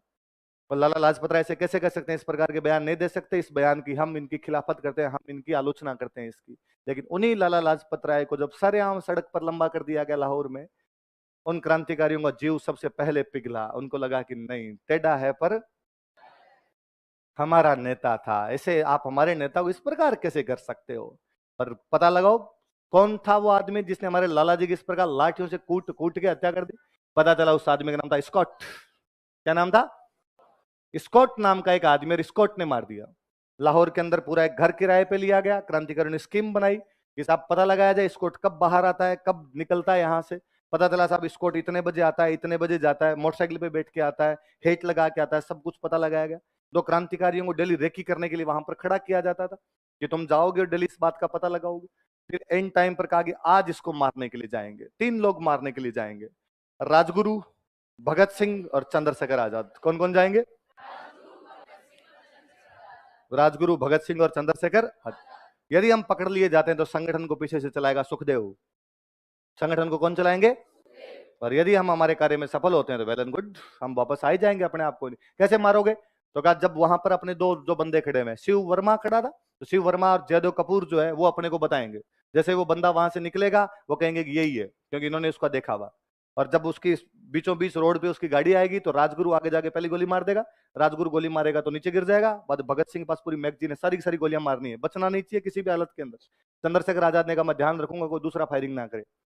ठीक, उस दिन किस्मत काम कर रही थी स्कॉट की, शायद बैरून जी धोखे हुए थे उसके, स्कॉट आया ही नहीं। उस दिन स्कॉट वाली बाइक लेके आया था सैंडर्स। कौन आया था? सैंडर्स निकला, उधर वो दोनों खड़े थे, उन्होंने कहा वही है। राजगुरु गया बीच में। राजगुरु मराठी आदमी था, उसका दिमाग सटका हुआ ही रहता था। राजगुरु गए और राजगुरु ने जाते ही सबसे पहले गोली मारी, वो बेचारे नीचे गिरा। सैंडर्स नीचे गिरा, सैंडर्स के नीचे गिरते भगत सिंह ने पूरी मैगजीन ही उतार दी उसके अंदर। वहां पर अपने एक बॉडीगार्ड खड़े थे, चंदन सिंह नाम करके अपने एक बॉडीगार्ड खड़े थे। उन्होंने जब देखा कि यार साहब को मार रहे हैं, जिसकी खाओ हाजरी उसकी बजाओ हाजरी, ये भावना तो थी बंदे में, यार मैं नौकरी अंग्रेजों में करता हूँ, हमारे साहब को ऐसे कैसे मार सकते हैं। वो भागा, साहब को मार दिया, साहब को मार दिया, वो फायरिंग करने के लिए भागा। चंद्रशेखर आजाद ने उसको 2 बार वार्निंग दी कि तुम रुक जाओ वरना मैं गोली मार दूंगा, तुम इंडियन हो, मैं तुम्हें नहीं मारना चाहता हूं। उसने कहा कि नहीं, भले ही गोली मार दो पर साहब को तुम ऐसे नहीं मार सकते। चंद्रशेखर आजाद चंदन सिंह को गोली मार देते हैं। वहां से तीनों भागते हैं। बाहर एक लड़का और खड़ा था इनका, महावीर सिंह राठौड़, वो जीप लेके खड़ा हुआ था। वो जीप का ड्राइवर था, बहुत अच्छा पहलवान टाइप का बंदा था। महावीर सिंह वाली जीप के अंदर बैठे, वहां से जीप के अंदर बैठ के आ गए। लेकिन शाम तक पूरे लाहौर में खबरें थी कि जिस लड़के ने मर्डर किया उस लड़के की जूड़ा है, जिस लड़के ने मर्डर किया उस लड़के के सिर पे बाल। अब बाहर नहीं निकल पाएंगे हम, ये तो पहचाना जाएगा साफ साफ। इसलिए एक नाई को रूम पे लेके, गुज्जू नाई कौन था, तो गुज्जू नाई को कहा कि बाल साफ कर। तो बाल वगैरह साफ करवाए गए। भगत सिंह थोड़े यूं गोरे से थे, बाल साफ करवाए, हेट लगाना शुरू किया। वो जो हेट वाली फोटो देखते हो आप, वो हेट लगाना शुरू किया। और वहां से भगत सिंह बनते हैं अंग्रेज, राजगुरु को बनाते हैं उनका नौकर, दुर्गा भाभी को बनाते हैं उनकी वाइफ, और वहां से तीनों निकल जाते हैं। एक क्रांतिकारी नहीं पकड़ा गया था, सारे के सारे निकल गए थे। भगत सिंह वहां से फरार होकर आते हैं अपने यूपी में, जगह पड़ती है शाहजहांपुर। महावीर सिंह यहाँ का था, शाहजहांपुर का था। महावीर सिंह के घर पर यहाँ फरारी काटते हैं कई दिनों तक। फिर पता चला यहाँ पे अंग्रेजों को पता चल गया, तो यहाँ से फिर आगरा की तरफ चले गए थे। कोई सिंगल बंदा ही नहीं पकड़ा गया इनमें से। जब नहीं पकड़ा गया तो अंग्रेजों ने एफआईआर लगा दी केस पे। एफआईआर का मतलब होता है केस क्लोज कर देना। तो केस को क्या कर दिया गया, क्लोज। केस क्लोज कर दिया तो इन लोगों को लगा कि यार ठीक हुआ थोड़ा मामला, तो ये लोग बाहर निकले। बाहर निकल के आगरा में इन्होंने वापस अपनी मीटिंग वीटिंग करनी शुरू की यहाँ पे। इतने में पता चला कि सरकार 2 बिल पेश करने वाली है। एक बिल का नाम था पब्लिक सेफ्टी बिल। कौन सा बिल था, पब्लिक की सेफ्टी के नाम पर किसी भी आदमी को गिरफ्तार किया जा सकता है। एक बिल था उसका नाम था ट्रेड डिस्प्यूट बिल। कौन सा बिल था, trade dispute bill. Trade dispute bill ये कहता है कि मजदूर हड़ताल नहीं कर सकते। ट्रेड डिस्प्यूट बिल कहता है कि मजदूर हड़ताल नहीं कर सकते। यदि कोई मजदूरों के और जो मिल का मालिक है उनके बीच का झगड़ा हो गया तो मिल के मालिक की बातें सही मानी जाएगी, मजदूर उसके खिलाफ किसी भी प्रकार का हड़ताल नहीं। इसका मतलब तो आ कि जो मिल मालिक है वो मजदूरों का शोषण करेगा। वो जब जितने टाइम चाहेगा उनसे काम करवाएगा, जितना चाहेगा तनख्वाह देगा, बढ़ाएगा तो बढ़ाएगा, नहीं बढ़ाएगा नहीं बढ़ाएगा, छुट्टी नहीं देगा उनको। पर पब्लिक सेफ्टी बिल कहता है कि मुझे लगा कि यार ये आदमी थोड़ा ठीक नहीं है, पकड़ लो। और सब क्यों पकड़ के ले गया, कि हमें लगता है सुरक्षा को खतरा है। रोलेट एक्ट, रोलेट एक्ट है ना, शक के आधार पर किसी भी आदमी को गिरफ्तार। पढ़ते हो आप आर्टिकल 22, आर्टिकल 22 चल रहा है आपके, वो यही थे पब्लिक सेफ्टी बिल, यही हुआ करते थे। तो किसी भी आदमी को पकड़ के लाया जा सकता। और क्रांतिकारी उन्होंने कहा ये तो बहुत गलत बात है और हम इनका विरोध करेंगे। कौन कौन से 2 बिल का विरोध करेंगे हम, पब्लिक सेफ्टी बिल और ट्रेड डिस्प्यूट बिल। तो विरोध करोगे कैसे, गांधी जी के पास विरोध करने का तरीका है। गांधी जी कहते हैं आ जाओ भाई आंदोलन करते हैं, देश उमड़ आ जाता है, उमड़ के आंदोलन कर देते हैं लोग। इनके पास बड़े बड़े अखबार है, अखबारों के अंदर लेख लिखते हैं। हम करेंगे कैसे, हमारे साथ आएगा कौन, क्यों नहीं आएगा। हम कहेंगे हमारे साथ भी लोग आएंगे। जब लोग तुम्हें समझते हैं गुंडे है, इससे ज्यादा कुछ नहीं समझते हैं। और लोगों को लगता है तुम किसी भी शहर में फायरिंग करके भाग जाते हो, पुलिस जाती है साधारण बच्चों को उठा उठा के ले जाती है, तुम्हारे चक्कर के अंदर वो लोग और बदनाम हो जाते हैं। इसलिए तुम्हारे साथ लोगों को कोई सहानुभूति नहीं है। पर हम ऐसा थोड़ी चाहते हैं, हम तो चाहते हैं देश को आजादी मिलेगी। ये बात तुम चाहते हो, तुम जानते हो, देश की जनता इस बात को जानती नहीं है। तो पहले तो देश की जनता ये जाने कि तुम चाहते क्या हो। तो ये कैसे पता चले, देश की जनता जाने की पता चले कि जब हम गिरफ्तार हो, हम गिरफ्तार हो गए, पुलिस के सामने बयान दे और पुलिस को बताएं कि हम क्या चाहते हैं। पुलिस के सामने जो बयान देंगे वो अखबार में पक्के छपेंगे, अखबार के अंदर छपेंगे तो सबको पता चल जाएगा। तो ये काम ठीक है, तो क्या किया जाए। तो भगत सिंह ने कहा तो फिर हम संसद में बम फेंकेंगे। संसद में क्या फेंकेंगे, अरे क्या यार 4 दिन पहले तो बात की थी कि हिंसा नहीं करेंगे, ये सैंडर्स को मारिए, ये बहुत ज्यादा हो गया थोड़ा अपने पे। और ये बम बम फेंकने वाले नहीं, बम फेंकेंगे कितने मर जाएंगे रे संसद के अंदर, का एक भी नहीं मरेगा। बम केवल धमाका करेगा, बम केवल क्या करेगा, धमाका करेगा, उससे मरेगा नहीं कोई। और बम भी हम ऐसी जगह फेंकेंगे जहां पर कोई नहीं बैठा होगा। क्यों बम फेंके जाएं, क्योंकि फ्रांसीसी क्रांति में कहा गया था कि बहरों को सुनाने के लिए जोर से धमाके करने पड़ते हैं। बहरों को सुनाने के लिए कौन जाएगा बम फेंकने के लिए, भगत सिंह ने कहा मैं। चंद्रशेखर आजाद ने कहा नहीं, तेरे को अलावा कोई जा सकता, तू नहीं जाएगा, तू हमारा सबसे पढ़ा लिखा लड़का है, तू चला गया अंदर तो फिर मतलब ही क्या निकलेगा। भगत सिंह का तभी तो मैं जा रहा हूं कि मैं सबसे अधिक पढ़ा लिखा हूं, इसलिए मैं सबसे अधिक जानता हूं कि वहां पर बोलना क्या है। मैं बता पाऊंगा एग्जैक्टली कि हमारे संगठन का उद्देश्य क्या है, मैं बता पाऊंगा एग्जैक्टली कि हम चाहते क्या है, मैं बता पाऊंगा कि हम गुंडे नहीं है, हमारे उद्देश्य क्या है, इस बात को बताने में मैं ही सक्षम हो पाऊंगा। मेरे साथ और कौन जाएगा वो तय किया जाए। सबने कहा हम चलेंगे, कोई दिक्कत ही नहीं। सुखदेव ने कहा मैं चल लेता हूँ। नहीं, सुखदेव संगठन बहुत अच्छा संभाल सकता है, इसलिए सुखदेव तुम संगठन संभालो। राजगुरु ने कहा कि मैं चल लेता हूँ। इंग्लिश आती है? राजगुरु ने कहा आती केवल मराठी है, इसके अलावा कुछ ही नहीं आता है। तो वहां जज के सामने भाषण इंग्लिश में देने पड़ेंगे, इसलिए जिसको इंग्लिश अच्छी आती है वो साथ चले। बंगाली था एक बटुकेश्वर दत्त। बंगाली कौन था? बंगालियों की इंग्लिश बहुत अच्छी हुआ करती थी। बीके साथ जाएगा, साथ में कौन जाएगा? बीके। तो भगत सिंह के साथ में बटुकेश्वर दत्त को भेजा गया। कौन कौन दो बंदे भेजे गए? भगत सिंह और, तब संसद का एक पार्ट हुआ करता था केंद्रीय विधानमंडल, एक हुआ करता था राज्य परिषद। लोकसभा को बोलते थे केंद्रीय विधानमंडल और उसको क्या बोला करते थे? राज्य। केंद्रीय विधानमंडल के अंदर जाके वो बम फेंकते हैं। जब दो बिलों पर चर्चा चल रही थी, कौन कौन से बिलों पर चर्चा चल रही? पब्लिक सेफ्टी बिल और ट्रेड डिस्प्यूट बिल। कौन कौन जाके बम फेंक देते हैं? वो 8 अप्रैल 1929 था। कौन सा दिन था वो? 8 अप्रैल 1900। कौन कौन जाके बम फेंक रहा है? भगत सिंह और बटुकेश्वर। बम फेंका, बम फेंकने के बाद भगदड़ मची वहां पे, भगदड़ मची, ये वहीं खड़े रहे, इन्होंने वहां जोर जोर से नारे लगाए, इंकलाब जिंदाबाद, साम्राज्यवाद मुर्दाबाद, संपूर्ण क्रांति जिंदाबाद। गिरफ्तारियां दी बाकायदा, पुलिस का हाँ लो आओ गिरफ्तार करो गिरफ्तार करो। वहां पर्चे फेंके, जिन पर्चों पे लिखा हुआ था बहरों को सुनाने के लिए जोर से धमाके करने पड़ते हैं। पुलिस पकड़ के लेके गई, जज के सामने पेश किया, और जज के सामने पेश किया, जज ने पूछा कि तुम वकील रखना चाहते हो? नहीं, हम खुद बोलेंगे, जो हमें कहना होगा हम खुद कह देंगे। तो तुमने क्यों बम फेंका? भगत सिंह का लंबा चौड़ा स्टेटमेंट है, शायद देश के इतिहास में वैसा स्टेटमेंट किसी ने जारी नहीं किया होगा। क्या शानदार बोला था उस दिन वो 23 साल का लड़का वहां पर। 23 साल भी उम्र नहीं रही होगी तब, तो वो 19-21 साल के आसपास रहा होगा। तो उसने बताया कि हमारे संगठन के उद्देश्य क्या है। अगले दिन देश के अखबारों में एक ही चर्चा थी, भगत सिंह भगत सिंह। सविनय अवज्ञा आंदोलन अपने उफान पर था। गांधी जी भारत के सबसे बड़े नेता बने हुए हैं। सविनय अवज्ञा आंदोलन शुरू करने की बातें चल रही है, शुरू नहीं हुआ, उसको शुरू करने की बातें चल रही है। गांधी जी सबसे बड़े नेता बने हुए हैं। पर उन दिनों में यदि चर्चाओं का केंद्र पूरी तरीके से कोई बना हुआ था तो कौन बना हुआ था? भगत सिंह बने हुए थे पूरी तरीके से। अब उनकी बातें युवाओं तक डायरेक्टली पहुंच पा रही थी। पहले आपके पास यही तो था कि युवा आपसे जुड़ नहीं पा रहे हैं, क्योंकि युवाओं के पास भेजोगे कैसे? लो, आप भेज देंगे हम। तो दो लड़के कौन थे जो वहां पे गिरफ्तार हो जाते हैं? भगत। अंग्रेज तंग हो गए, अंग्रेजों को लगा इनकी बातें यदि लोगों तक पहुंची, युवा यदि इनकी तरफ आकर्षित हो गए, यदि हिंसक क्रांति की बात करने शुरू कर दी, अपने साथ दिक्कत हो जाएगी।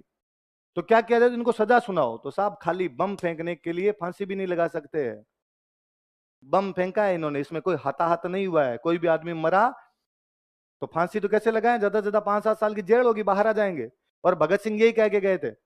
भगत सिंह को चंद्रशेखर आजाद ने कहा था कि तेरा सैंडर्स वाले केस में नाम है, तेरे को फांसी लगा देंगे। तो उसने कहा सैंडर्स वाला केस तो बंद हो गया, इसके अंदर 5-7 साल की सजा होगी। 21 साल का हूं, 28 में बाहर आ जाऊंगा, तब तक तुम संभाल लेना, कोई दिक्कत ही नहीं है, तब तक मैं मेरा काम तो एकदम सेटल डाउन करके आऊंगा वहां पे। तो ठीक है। अब अंग्रेजों ने कहा कि इस लड़के का नाम उस केस में है, सैंडर्स वाले केस में है। लाहौर में मारा था सैंडर्स को, इसलिए इस मुकदमे का नाम है दूसरा लाहौर षड्यंत्र मुकदमा। मुकदमे का नाम क्या है? पहला लाहौर षड्यंत्र मुकदमा गदर आंदोलन वालों का, किसका है? गदर आंदोलन। दूसरा लाहौर षड्यंत्र मुकदमा भगत सिंह वाला। वो केस रीओपन किया गया, उस केस को रीओपन करके भगत सिंह को उसका मुख्य अभियुक्त बनाया गया और कहा बाकियों को पकड़ा जाए। फिर आपके भगत सिंह, राजगुरु सारे पकड़ लिए गए। फिर एक बंदा नहीं पकड़ा गया, चंद्रशेखर आजाद। कौन नहीं पकड़ा गया? एक पंडित जी बाहर थे, बाकी सारे के सारे इसके अंदर पकड़ लिए गए थे। अब वो मुकदमा 11 लोगों पर सजा सुनाएगी। कितने लोगों को सजा सुनाएगी? 8 लोगों को काला पानी, 3 लोगों को फांसी। तो 3 लोग थे आपके, भगत सिंह, राजगुरु, सुखदेव। कौन कौन थे? भगत।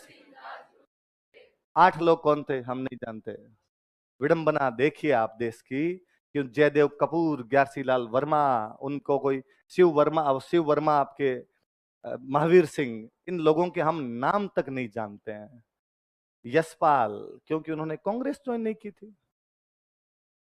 इतिहास में नाम केवल उनके हैं जो जीत में रहे थे। आजादी के बाद जो जीत में रहे उनके नाम आते हैं। 8 आदमी काला पानी काटने गए थे, देश का सबसे बड़ा मुकदमा है, देश के लोगों को उस मुकदमे के लोगों के नाम तक नहीं पता है। और दूसरा लाहौर षड्यंत्र मुकदमा था। कौन सा मुकदमा था? किस किस को फांसी लगाई गई थी? भगत सिंह, राजगुरु और सुख। अच्छा, वहां पर जब इनको जेल में बंद कर दिया गया तो इन्होंने कहा कि भाई अब इनके साथ बहुत बुरा बर्ताव करते हैं। बाकी जो भी जेल में बंद होते, भाई गांधी जी, जवाहरलाल नेहरू, ये सब बंद हुआ करते थे, इनको बाकायदा जेल में अखबार मिलता, जेल के अंदर डायरी मिलती, जेल में इनको पेन मिला करता था कि भाई आप लिख सकते हो, आप अखबार पढ़ सकते हो। इनको इस प्रकार की चीजें नहीं मिलती। तो इन्होंने कहा हम पॉलिटिकल प्रिजनर्स है, राजनीतिक कैदी हम। क्या है? राजनीतिक। ना नहीं, तुम मर्डर करके आए। तो मर्डर तो प्रूव होगा तब, जब पता चलेगा हमने मर्डर किया, जब तक ट्रायल चल रहा है तब तक आप हमें ये क्यों मानते हो कि हमने मर्डर किया? तब तक हमें राजनीतिक कैदियों की तरह अखबार दिया जाए, हमें भी डायरियां दी जाए, हमें किताबें दी जाए पढ़ने के लिए, हमें पेन दिए जाए। और यदि आप ऐसा नहीं करोगे तो हम भूख हड़ताल करेंगे। और भूख हड़ताल पर एक लड़का बैठ जाता, जतिन दास। कौन था? सारे बैठे थे, जतिन दास लंबा पतला केमिस्ट्री का लेक्चरर बंगाली युवा था। उसने कहा कि भूख हड़ताल शुरू करेंगे पर बीच में नहीं उठेंगे, देख लेना, फिर बीच में मत उठ जाना कोई। बाकियों ने भूख हड़ताल तोड़ दी थी। जतिन दास ने कहा कि नहीं, भूख हड़ताल नहीं तोड़ेंगे। 64 दिन की भूख हड़ताल के बाद जतिन दास शहीद हो जाते हैं। कितने दिन की भूख हड़ताल के बाद? बागा जतीन अलग है, जो बालासोर में पुलिस मुठभेड़ के अंदर मारे गए थे। ये बंदे अलग है जिनका नाम क्या है? जतिन दास। कितने दिन की भूख हड़ताल के बाद? 64 दिन की भूख हड़ताल के बाद में क्या हो जाते हैं? शहीद हो जाते हैं। कहते हैं जब जतिन दास की लाश को कलकत्ता ले जाया गया था, कलकत्ता ट्रेन सुबह सुबह पहुंच गई थी। कलकत्ता में लाश को उतारने के बाद, सुबह लाश को उतारने के बाद इनके अंतिम संस्कार तक लेके गए थे, तब तक शाम हो गई थी। जगह जगह लोगों ने भयंकर स्वागत किया था लाश का।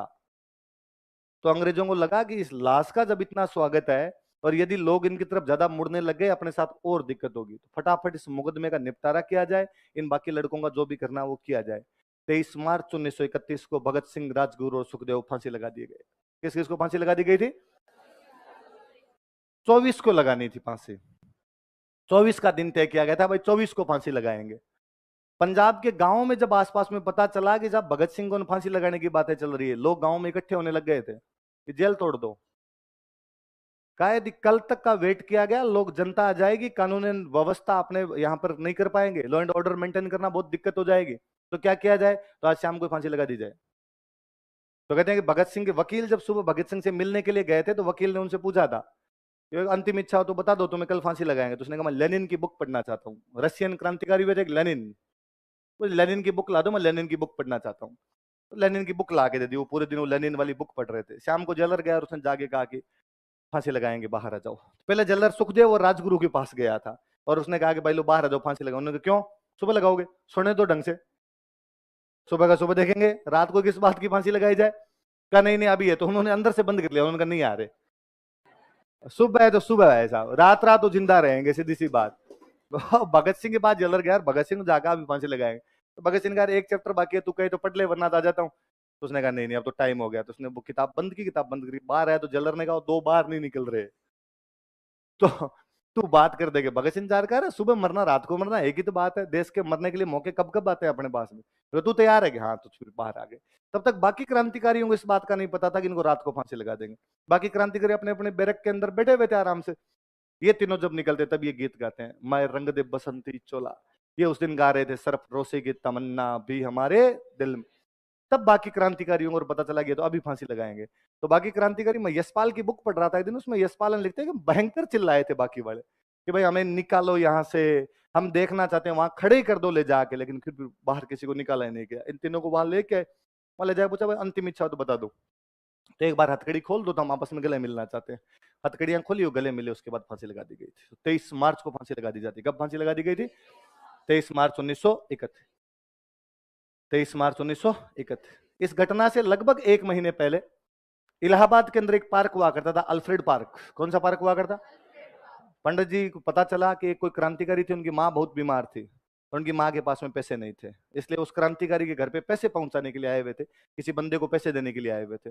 और किसी ने, मुखबिर ने सूचना दे दी कि वहां पर चंद्रशेखर आजाद है। पुलिस ने सामने एनकाउंटर कर दिया। एनकाउंटर में सामने फायरिंग करता है। उस बंदे के पास एक ही गोली बची थी। उस बंदे को ये लगता था कि मैं पकड़ा नहीं गया तो अभी पकड़ा तो नहीं जाऊंगा इनसे। एचआरए वाले मामले में भी मैं इनके हाथ नहीं आया था, इस मामले में भी मैं इनके हाथ नहीं है। मैं आजाद था, आजाद हूं। वो खुद ही खुद की गोली मार लेते हैं, ऐसे ही सुनते हम। तो पुलिस एनकाउंटर के अंदर कौन सी जगह पर? इलाहाबाद। कौन से पार्क में? इन वाली घटना से लगभग एक महीने पहले, 27 फरवरी 1931। कब की बात है? 27 फरवरी 1900। भगत सिंह ने दो संगठन बनाए थे। एक संगठन का नाम था नौजवान भारत सभा। क्या नाम था? और एक संगठन का नाम था लाहौर छात्र संघ। क्या नाम था? यदि आप अजय देवगन वाली लेजेंड ऑफ भगत सिंह देखेंगे तो उसके अंदर एक सीन है जिसमें भगत, जो गांधी जी है, वो ट्रेन से बाहर निकल रहे हैं। इधर स्टेशन का नाम लिखा हुआ है कराची। क्या लिखा हुआ है? इधर कुछ लड़के खड़े हैं और लड़के जोर जोर से कह रहे हैं महात्मा गांधी मुर्दाबाद, Mahatma Gandhi go back, Mahatma Gandhi go back, Bhagat Singh जिंदाबाद। वो लड़के नौजवान भारत सभा के सदस्य हैं। किसके सदस्य हैं? वो 29 मार्च 1931 है जब गांधी जी कराची अधिवेशन में भाग लेने के लिए कराची पहुंचे हैं। नौजवान भारत सभा के सदस्य इस बात से गांधी जी से नाराज हैं कि भगत सिंह को क्या लगा दी गई, फांसी। तो भगत सिंह के संगठन का नाम क्या था, नौजवान भारत सभा। एक और संगठन कौन सा था, भगत सिंह ने एक बुक लिखी थी, why I am an atheist, मैं नास्तिक क्यों हूं। कौन सी बुक लिखी थी, मैं नास्तिक क्यों, why I am an atheist. बहुत पतली सी बुक है, आप कभी लाके पढ़ना। भारत देश का दुर्भाग्य है कि हम केवल भगत सिंह के बारे में बात करते हैं, हमसे भगत सिंह की 70 पन्नों की किताब नहीं पढ़ी जाती। क्या नाम है बुक का उनके, बताओ देखे, why I am an atheist. क्या नाम है, why I am an atheist. इसलिए 15 अगस्त वाले दिन स्टेटस चेंज करने से या भगत सिंह की डीपी लगाने से नहीं, कम से कम उस बंदे के विचार तो जाने जाए। और अपने विचार उसने कौन सी बुक के अंदर लिखे थे, why I am an atheist. नास्तिक बन गए थे, क्या बन गए थे ना। अरे मैं नाम बोल रहा हूँ, सुरेंद्र सिंह नाम करके एक सरदार जी और जेल के अंदर हुआ करते, सो सीनियर थे। शाम को सारे जो कैदी हुआ करते थे प्रार्थना में भाग लिया करते। सुरेंद्र सिंह जी सरदार थे, उन्होंने एक दिन पूछा कि यार वो हमारे सिखों वाला एक लड़का वो क्यों नहीं आता। तो साहब वो इन बिलीव नहीं करता, इनमें धर्म वर्म में बिलीव नहीं करता। उन्होंने, मैं समझाऊंगा यार, ये यंग लड़का है इसलिए ऐसी बातें करने लग गया। और उन्होंने जाके कहा कि तुम आया करो यार, क्यों नहीं आते। उसने पोलाइटली कहा यार मैं भगवान में विश्वास नहीं करता थोड़ा। क्यों, तो उसने कहा मैं ऐसा मानता हूं कि भगवान है ही नहीं, और यदि भगवान है तो बहुत बुरा आदमी है।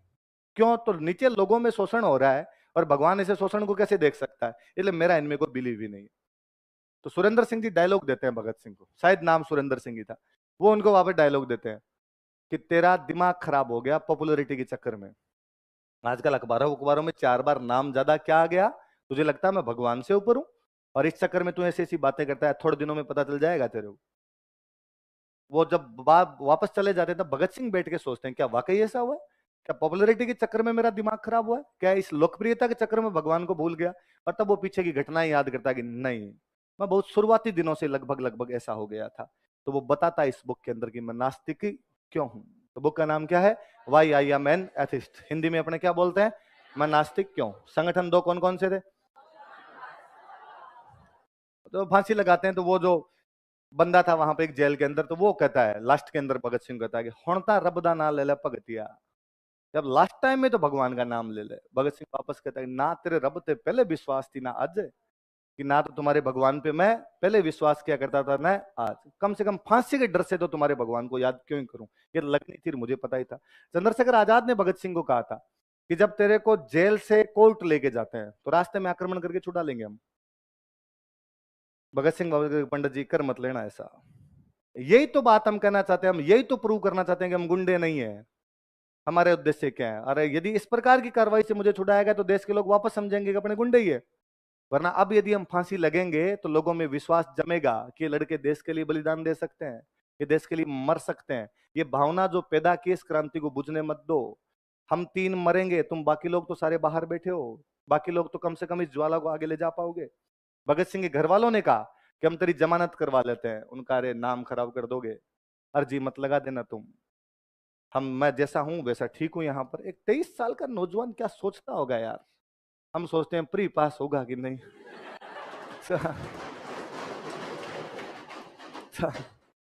लड़ाइयां लंबी है क्या, प्री के लिए यूं मन छोटा करते रहते हो। एक नया संगठन पढ़ते हैं हम, इंडियन रिपब्लिकन आर्मी। कौन सा संगठन है, इंडियन रिपब्लिकन आर्मी, आईआरए। क्या नाम था, बंगाल में एक संगठन बना रहे थे, एक मार्ट साहब थे, मास्टर सूर्य सेन। क्या नाम था, अपने स्कूल में पढ़ने वाले बच्चों के साथ, स्कूल में पढ़ने वाले बच्चों थे, उनको कहा कि मैं तुम्हें गोलियां चलाना सिखाऊंगा। क्या सिखाऊंगा, उनका कुछ ही नहीं पड़ा है रिवीजन क्लास में। देश में क्रांति तभी आएगी जब गोलियां चलानी सीखो। क्या चलानी सीखोगे। और लड़कों के नाम मुझे बड़े जोरदार लगते। पहले लड़के का नाम बड़ा जोरदार है, लोकीनाथ बाउले। क्या नाम था, लोकीनाथ बाउले, गणेश घोष और अनंत सिंह। 3 कौन कौन बंदे बताओ देखे, लोकीनाथ बाउले, गणेश घोष और अनंत। क्या क्या नाम है, लोकीनाथ बाउले। लड़कियों को राजी होना चाहिए कि इस बार गोलियां चलाने के लिए लड़कियां आ रही थी, प्रीतिलता वाडेकर और कल्पना दत्त। कौन कौन 2 लड़कियां थी। इतनी देर तो मैडम भिखाजी कामागल झंडा ही लहरा रही थी, इनका झंडे से पार नहीं पड़े, डंडा लहराना पड़ेगा। और डंडा लहराने वाली लड़कियां कौन कौन थी, प्रीतिलता वाडे। हम चटगांव आजाद करवाएंगे। क्या आजाद करवाएंगे, चटगांव हमारा है, हम इस चटगांव को आजाद करवाएंगे। तो क्या किया जाए आजाद करवाने के लिए, तो हथियार लिए जाए। पहले हथियार कहां कहां पड़े हैं, कहा जहां चटगांव में पुलिस रहती है वहां पर हथियार है, जहां चटगांव में सेना रहती है वहां पर हथियार है, जहां चटगांव में रेलवे का इंस्टीट्यूट है वहां पर हथियार है। इन तीनों जगह पर एक साथ हमला किया जाए, यहाँ के जितने हथियार है लूट लिए जाए। हमला कैसे करेंगे? तो हमला शाम को करेंगे हम, 8 बजे के बाद करेंगे, तब पूरे शहर की लाइट काट देंगे हम। लाइट काटने से पहले हम सारी पटरियां उखाड़ देंगे ताकि बाहर से सहायता नहीं आ पाए। लाइट काटने से पहले हम टेलीफोन के तार और तोड़ देंगे ताकि अंग्रेज यहां से बाहर सूचना दे। कितना सुनियोजित तरीके से किया होगा इन्होंने। एक साथ टेलीफोन के तार काटे गए, सारे बिजली के तार काटे गए, टेलीफोन की वो जो आपके रेलवे की पटरियां थी वो सारी की सारी तोड़ दी गई। तीनों जगह पे हमला किया गया, रेलवे के इंस्टीट्यूट पे, पुलिस के मुख्यालय पे और सैनिकों के मुख्यालय पे। तीनों जगह से हथियार लूट लिए गए। विडंबना देखिए, दुर्भाग्य देखिए कि केवल बंदूकें बंदूकें मिली, गोलियां नहीं मिली। जब रेलवे इंस्टीट्यूट पर छापा मारने के लिए गए थे तो रेलवे इंस्टीट्यूट पे छापा मारने वाली थी प्रीतिलता वाडेकर। कौन थी? कोई पूछेगा? बंगाल की क्रांतिकारी महिला जो रेलवे इंस्टीट्यूट पर छापा मारते समय शहीद हो गई थी, उस लड़की का नाम क्या था? प्रीतिलता वाडेकर। बाकी हथियार वगैरह लेके आ जाते हैं, अंग्रेज जो मिलते हैं उनको मार पीट के चटगांव को आजाद घोषित कर देते हैं। अगले दिन चटगांव के अंदर झंडा लहराया जाता है, मास्टर सूर्य सेन चटगांव के राष्ट्रपति घोषित कर दिए गए। चटगांव का राष्ट्रपति कौन है? तो मास्टर। शहीद कौन हो गई थी लड़की? प्रीतिलता वाडेकर। किस पे छापा मारते समय? कहां पे? रेलवे इंस्टीट्यूट पर छापा मारते समय कौन शहीद हो जाती है? प्रीतिलता। फिर फाइनली पुलिस धरपकड़ करती है, पुलिस आती है, ये सामने लड़ने की कोशिश भी करते हैं, पर बिना गोलियों के आप कैसे लड़ पाते वहां पर? और मैं तो कहता हूं गोलियां भी मिल जाती तो क्या हो जाता? मुट्ठी भर सैनिक साम्राज्यवादी सत्ता का मुकाबला नहीं कर सकते। फाइनली सूर्य सेन गिरफ्तार किए गए। 1932 में सूर्य सेन को फांसी 32 में गिरफ्तार किए गए, 34 में सूर्य सेन को फांसी लगा दी गई थी। मैं चाहूंगा कि जिस दिन आपका पेपर हो जाए उसके बाद में आप मनोज वाजपेयी की एक मूवी है चिटगोंग। कौन सी मूवी है? आप चिटगोंग देखना। मुझे बड़ा अजीब इस बात का लगता है कि भारत के महानतम क्रांतिकारियों पर, इस भारत माता के महानतम उन बेटों पर बनाई गई एक मूवी चिटगोंग, जिस मूवी को भारत में कोई भी खरीदार नहीं मिला था। सारे डिस्ट्रीब्यूटर्स ने मना किया। उनको चिटगोंग क्या था ये? तो मास्टर सूर्य सेन क्रांतिकारी थी, ये कौन थे? अरे क्रांति की थी, अंग्रेजों को वहां से चटगांव से भगाया था, वहां पे सरकार बना ली थी इन लोगों ने। कहा हम नहीं जानते, हमें नहीं लगता भारत में लोग जानते होंगे, इसलिए ये मूवी यदि खरीद के सिनेमा में लगाई गई तो कोई देखने नहीं आएगा, हम घाटे में रहेंगे। इसलिए फाइनली उस प्रोड्यूसर ने इसको यूट्यूब पे जारी कर दिया था। विडंबना है, हमारा भारत उड़ता पंजाब देख सकता है, नशेड़ियों के अलावा कुछ नहीं दिखाया जाए। आप चिटगोंग देखिए, एक एक बंदे की एक्टिंग देखिए, तो लगता है कि मनोज वाजपेयी, राजकुमार राव और नवाजुद्दीन सिद्दीकी इन क्रांतिकारियों में घुस गए होंगे। चिटगोंग वाकई शानदार मूवी है। तो कौन सी मूवी है? चिटगोंग। किस पर बनाई गई थी? मास्टर सूर्य सेन पर बनाई गई मूवी थी। तो चटगांव में शस्त्रागार पर हमला करते हैं। किस पर हमला करते हैं? भगत सिंह बम फेंक गया था 8 अप्रैल 1929। कब फेंक गया था? उसके लगभग 1 साल और 10 दिन बाद, 18 अप्रैल 1930। कब की बात? 18 अप्रैल 1900। तो चटगांव शस्त्रागार हमला। बंगाल में एक जगह और पड़ती थी, कोमिला। कौन सी जगह पड़ती थी? बंगाल प्रांत लगता है उसको, कोमिला नाम की जगह पड़ती। स्कूल की 2 बच्चियां थी, सुनीति चौधरी और शांति घोष। 9, 10 में पढ़ने वाली 2 बच्चियां थी, नाम क्या था उनका? सुनीति चौधरी और शांति। छोटी छोटी सी क्यूट क्यूट सी बच्चियां, 2-2 चोटियां बनाए हुए। एक दिन जिला कलेक्टर के घर पे चली गई। जिला कलेक्टर के घर की घंटी बजाई, वाइफ बाहर आई, तो हम अंकल से मिलना चाहते हैं, कलेक्टर अंकल से मिलना चाहते हैं। उसको बच्चियां क्यूट क्यूट सी लगी हो। उसने कहा कि हाँ तुम खड़े हो बच्चों, मैं अभी बुला के लाती हूँ। वो अंदर गए, अपने पति को जागा, 2 बच्चियां ये तुमसे मिलना चाहती है। कलेक्टर साहब आए कि हाँ बच्चों कैसे मिल रहे? उन्होंने गोली मार दी।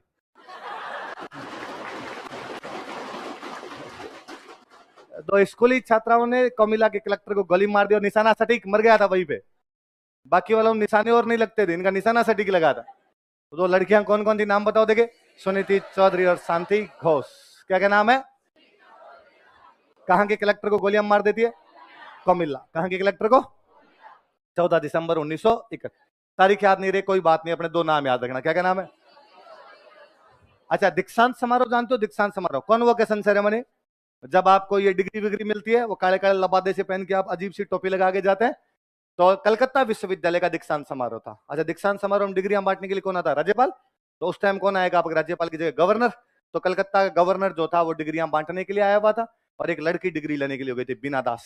क्या नाम था? बीना दास नाम की एक लड़की थी। बुक थी उसके पास में, बुक के अंदर बंदूक छुपाई हुई थी। उसके बुक को अंदर काट काट के अंदर बंदूक लगा रखी थी। तो वहां पे क्या होता, आपका नाम पुकारते हैं या बीना दास, तो आप उठ के जाओ वहां पे। उठ के जाके वो पहले तो एक मेडल सा देते हैं, वो ले लो। फिर वो एक पहनाते हैं आपको, मोमेंटो सा, वो डिग्री ले लो, और फिर वो आपको मेडल सा पहनाते हैं, वो ले लो। तो वो झुकी यूं, गवर्नर यूं पहना, झुकते टाइम उसने बुक खोली, बंदूक निकाली, गवर्नर की गोली मार दी।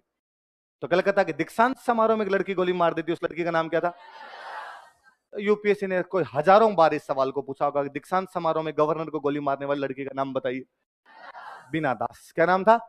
और कोमिला के कलेक्टर को गोली मारने वाली लड़कियां सुनीति चौधरी और शांति घोष। क्या क्या नाम है?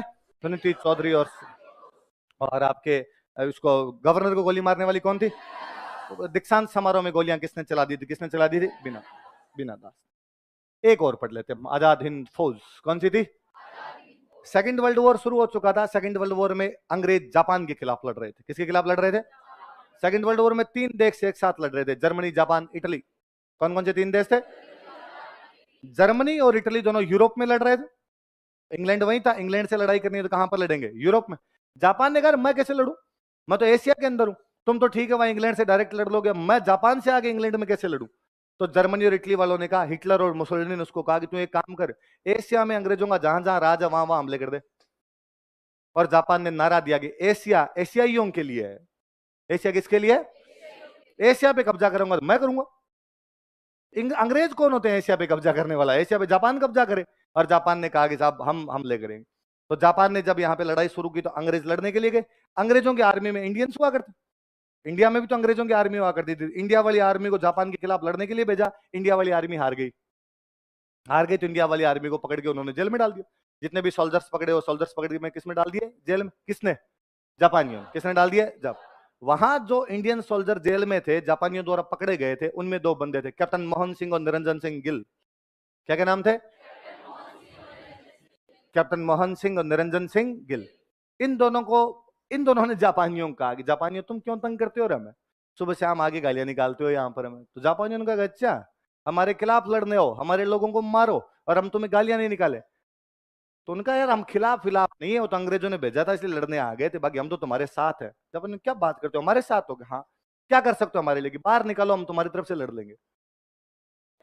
तो अंग्रेजों के खिलाफ लड़ना पड़ेगा कि हाँ वो अंग्रेज जो पहले तुम्हें तनख्वाह दिया करते, अरे वो समझ गए बाहर निकालो आप तो लड़ाई वड़ाई हम कर लेंगे। तो सेकंड वर्ल्ड वॉर में जापान द्वारा पकड़े गए भारतीय फौजी जापानियों की तरफ हो गए थे और अंग्रेजों के खिलाफ लड़ने लग गए थे। उस फौज का नाम आजाद हिंद फौज है। उस फौज का नाम क्या है? किस किसने बनाई थी? कैप्टन मोहन सिंह, निरंजन सिंह गिल। क्या क्या नाम थे? निरंजन सिंह गिल। इन्होंने अपना नेता बनाया रास बिहारी बोस। किसको नेता बनाया?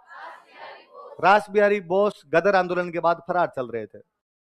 गदर आंदोलन में यहाँ पे क्रांति करने की योजना बनाई थी, यहाँ पे क्रांति नहीं कर पाए थे, उसके बाद क्या चल रहे थे? फरार। ये जापान थे तो इनको कहा कि आप हमारे नेता हो। रास बिहारी बोस ने कहा ठीक है, और रास बिहारी बोस ने वहां पे एक संगठन बनाया इंडियन इंडिपेंडेंस लीग।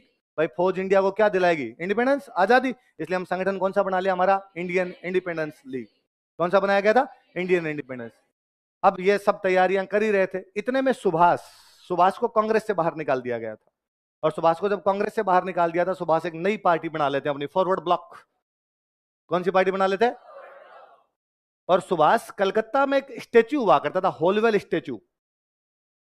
कौन सा स्टेच्यू हुआ करता था? उस हॉलवेल स्टेच्यू को हटवाने के लिए हड़ताल पर बैठे हुए थे। अंग्रेजों ने पकड़ के उनको घर में नजरबंद कर दिया। तुम्हारे घर में नजरबंद हो, तुम घर से बाहर नहीं निकल सकते। सुभाष को ऐसा लगा कि यार अंग्रेज मेरे को जेल ले जा सकते, तो सुभाष एक दिन वहां से भेष बदल के फरार हो गए। सुभाष कलकत्ता से निकले गए अफगानिस्तान, अफगानिस्तान से चले गए यूरोप। वहां जर्मनी जाके हिटलर से मिले, हिटलर को जाकर कि हम तुम्हारी सहायता करना चाहते हैं, तुम अंग्रेजों के खिलाफ लड़ रहे हो, हम अंग्रेजों के साथ लड़ना चाहते हैं।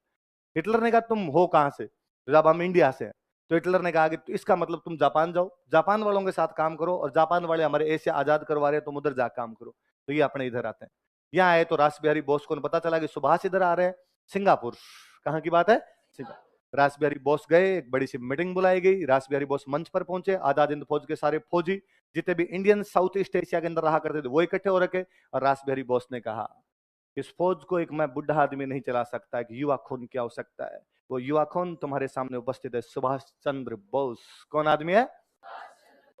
तो रास बिहारी बोस ने इसकी जिम्मेदारी किसको दे दी?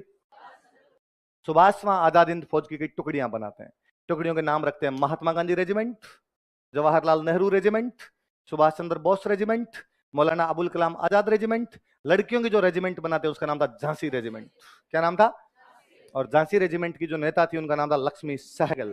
क्या नाम था? क्या नाम था उनका? लक्ष्मी सहगल हुआ करती थी। वास्तव में नाम तो था लक्ष्मी स्वामीनाथन। क्या नाम था? बाद में प्रेम कुमार सहगल से शादी कर ली थी। कैसे शादी कर ली थी? प्रेम कुमार। तो पी के सहगल से जब शादी कर ली थी उसके बाद में नाम क्या हो गया था इनका? लक्ष्मी। वरना पहले नाम क्या हुआ करता था इनका? लक्ष्मी। दो जगह सेंटर बनाए गए थे, एक तो सिंगापुर में और एक रंगून। कहां कहां सेंटर बनाए गए? ये दो वो जगह थी जहां पे जापान कब्जा कर चुका था। अंग्रेजों का राज था और कब्जा कौन कर चुका था? जापान। जापान ने कब्जा कर लिया। आजाद हिंद फौज के दो सेंटर बनाए गए थे। वो सेंटर कौन कौन से थे? सिंगापुर और रंगून। यहाँ पे बेस बना लिया। बेस बनाकर अब अपने इंडिया पर अटैक करेंगे। दो फौज भेजी जाएगी, एक फौज भेजो अंडमान निकोबार, एक फौज भेजी जाए कोहिमा। कहां कहां पर भेजी जाए? एक तो अंडमान निकोबार, एक कहां पर भेजी जाए? और 6 जुलाई 1944 को, कौन सा दिन है वो? 6 जुलाई 1944। सुभाष रेडियो पर आजाद हिंद फौज को संबोधित करते हैं। सुभाष रेडियो पर भारत को संबोधित करते हैं। सुभाष कहते हैं कि हम देश की आजादी के इस यज्ञ में अंतिम आहुति देने जा रहे हैं। हे देश के राष्ट्रपिता मोहनदास करमचंद गांधी, हमें न केवल आपकी शुभकामनाएं बल्कि आपका आशीर्वाद भी चाहिए। तो गांधी जी को राष्ट्रपिता कहने वाले कोई बंदे थे, तो वो कौन थे? किस दिन रेडियो पर बोलते वो ये घोषणा कर रहे? 6 जुलाई 1944। फौज अंडमान निकोबार पे कब्जा करती है। कहां कब्जा कर लेती है? और अंडमान निकोबार के नाम बदल कर देती है शहीद द्वीप और स्वराज द्वीप। क्या क्या नाम कर दिए थे? अंडमान का नाम बदल के शहीद द्वीप और निकोबार का नाम बदल के क्या कर दिया गया? क्या क्या नाम कर दिए गए? शहीद द्वीप और स्वराज। किसने नाम बदल कर दिए? आजाद हिंद फौज। किसने कर दिए? आजाद। कोहिमा तक इधर ये पहुंचे थे, इतने में जापान सरेंडर कर देता है। 6 अगस्त 1945 को हिरोशिमा पे बम डाल दिया गया। 9 अगस्त 1945 को नागासाकी पे बम डाल दिया गया। जापान ने सरेंडर किया। हम किसके पीछे कूद रहे थे? टोगड़ियो खुंटा पाण कूदा है। गाय का जो बछड़ा होता है टोगड़िया, तो खुंटा मजबूत होता है, तो वो रस्सी को लेके कभी इधर जाता है कभी इधर जाता है, लगता है तुड़वा देगा अभी इसको। यदि आप उसको खोल दो तो कहीं नहीं जाता, चुपचाप साइड में जा खड़ा हो जाए। तो टोगड़िया तो खुंटे को चेक कर रहा था कि भाई कितना मजबूत है कितना नहीं है। तो हम तो किसके पीछे थे? जापान। जापान ने सरेंडर किया था, आजाद हिंद फौज गए, अपने आप में सरेंडर हो गया। सुभाष सहायता लेने के लिए जा रहे थे रसिया। कहां जा रहे थे? ताइवान के अंदर विमान दुर्घटना के अंदर सुभाष की मृत्यु हो जाती है।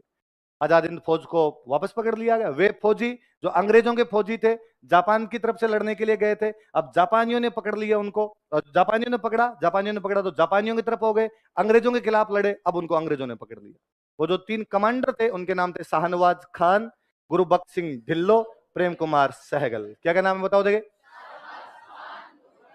ढिल्लो और प्रेम कुमार। क्या क्या नाम दोबारा बोलो? शाहनवाज खान, गुरुबख्श सिंह। इन्हीं प्रेम कुमार सहगल से शादी की थी लक्ष्मी स्वामीनाथन। किसने शादी की थी? लक्ष्मी स्वामीनाथन डोकरी 2013 तक जिंदा थे। कब तक जिंदा थे? 2000। हम और आप उनमें से किसी कोई नहीं जानते लक्ष्मी स्वामीनाथन को, क्योंकि कांग्रेस ज्वाइन नहीं की थी। क्या ज्वाइन नहीं की थी? मैं और बताऊं, लक्ष्मी स्वामीनाथन ने एपीजे अब्दुल कलाम के सामने राष्ट्रपति का चुनाव लड़ा था। एपीजे अब्दुल कलाम के सामने जो राष्ट्रपति का चुनाव लड़ रही थी वो महिला कौन थी? कम्युनिस्टों ने बुढ़ापे में जाके दौड़ों में धूड़ डाली थी इनके, और बीजेपी कांग्रेस ने खड़ा किया था कलाम साहब को। कम्युनिस्ट मरे जो, उन्होंने कहा कि मैडम आप खड़े हो जाओ। बुढ़ापे में जाके महिला को ये दुर्दशा और देखनी पड़ी। कोई 2-4% वोट मिले, सारे के सारे वोट कलाम साहब को मिल गए ना। आप देश के क्रांतिकारी की ऐसी बेइज्जती तो मत करवाते रहे कम से कम लास्ट में जाके। पर लक्ष्मी स्वामीनाथन खड़ा किया था। उन्होंने शादी किससे की थी? तो 3 बंदे कौन कौन है बताओ देखे? शाहनवाज खान, गुरुबख्श सिंह। ये शाहनवाज खान शाहरुख खान के नाना जी है। शाहरुख खान, शाहरुख आर्यन खान के पापा।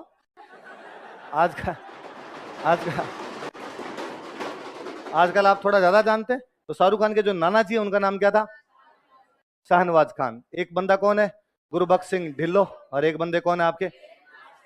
ये 3 बड़े कमांडर थे। लाल किले पे मुकदमा चला। कहां पे मुकदमा चला?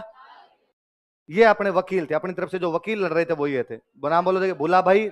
इनका नाम पक्का पक्का याद रखना। मुझे याद है 12th के बाद एनडीए का एग्जाम दिया तो उसमें क्वेश्चन था, भूला भाई देसाई ने कौन सी फौज के और जो वो नेता थे उनका नेतृत्व किया था? वकील का नेतृत्व किया था आजाद हिंद फौज। वकील, मुख्य वकील कौन थे? नेहरू जी ने कहा मैं भी सेल्फी लूंगा, पहले दिन तो मैं भी जाऊंगा। और कैलाशनाथ काटजू। कैलाशनाथ काटजू एक अपने सुप्रीम कोर्ट में एक मूर्ख से जज हुआ करते थे, मार्कंडे काटजू, है ना, जिन्होंने एक बार कहा था कि भारत में 99% लोग मूर्ख है। तो कहा कि सर स्टेटमेंट तो सही है आपका, क्या आपको देख के लगता भी है कि इतने तो होंगे? भाई जब सुप्रीम कोर्ट का जज ऐसा हो सकता है तो स्थितियां। कैलाशनाथ काटजू उनके दादाजी है। एक बंदा था तेज बहादुर सप्रू। कौन बंदा है? बड़े बड़े वकीलों ने मुकदमा लड़ा, और मुकदमा लड़ा कि साहब हम हमारे आजाद हिंद फौजियों के साथियों को कुछ भी नहीं होना, और सजा सुनाई गई। अंग्रेजों ने कहा तीनों को फांसी। तीनों क्या लगाई जाए? इतने बड़े बड़े वकीलों ने मुकदमा लड़ा तो फांसी तो लगे कम से कम। तो इन तीनों को क्या लगी थी? तो मुझे कभी नहीं समझ में आता, और बड़े मुकिलों ने भयंकर मुकदमा लड़ा, फिर तुमने लगवाई फांसी। वो तो लास्ट में अंग्रेजों का गवर्नर जनरल था, वेबल। कौन था? उसने आर्टिकल 72 का प्रयोग किया। आर्टिकल 72 का प्रयोग किया और इनकी सजा जो थी वो क्या कर दी गई थी? माफ। इनका भाई साहब जाओ रे, अब जाते जाते क्या फांसी लगाए, 45-46 तो आई गई थी वैसे में, तो इनको छोड़ दिया गया था। अभी आईएएस में क्वेश्चन था, शाहनवाज खान, गुरबख्श सिंह ढिल्लों और प्रेम कुमार सहगल कौन थे? आजाद हिंद फौज के अधिकारी। किसके अधिकारी थे? एसआई वालों ने पूछा था कि सुभाष ने गांधी जी को राष्ट्रपिता किस दिन कहा था? 6 अगस्त 1900, अब 6 जुलाई 1954। अभी कोई आपसे पूछ सकता है कि दिलीप सर अभी कौन कौन से द्वीपों पर गए हुए हैं? अंडमान तथा निकोबार। इनके नाम बदल के क्या किए गए थे? शहीद द्वीप और स्वराज। याद रह जाएगी बातें। ये आपकी क्रांति।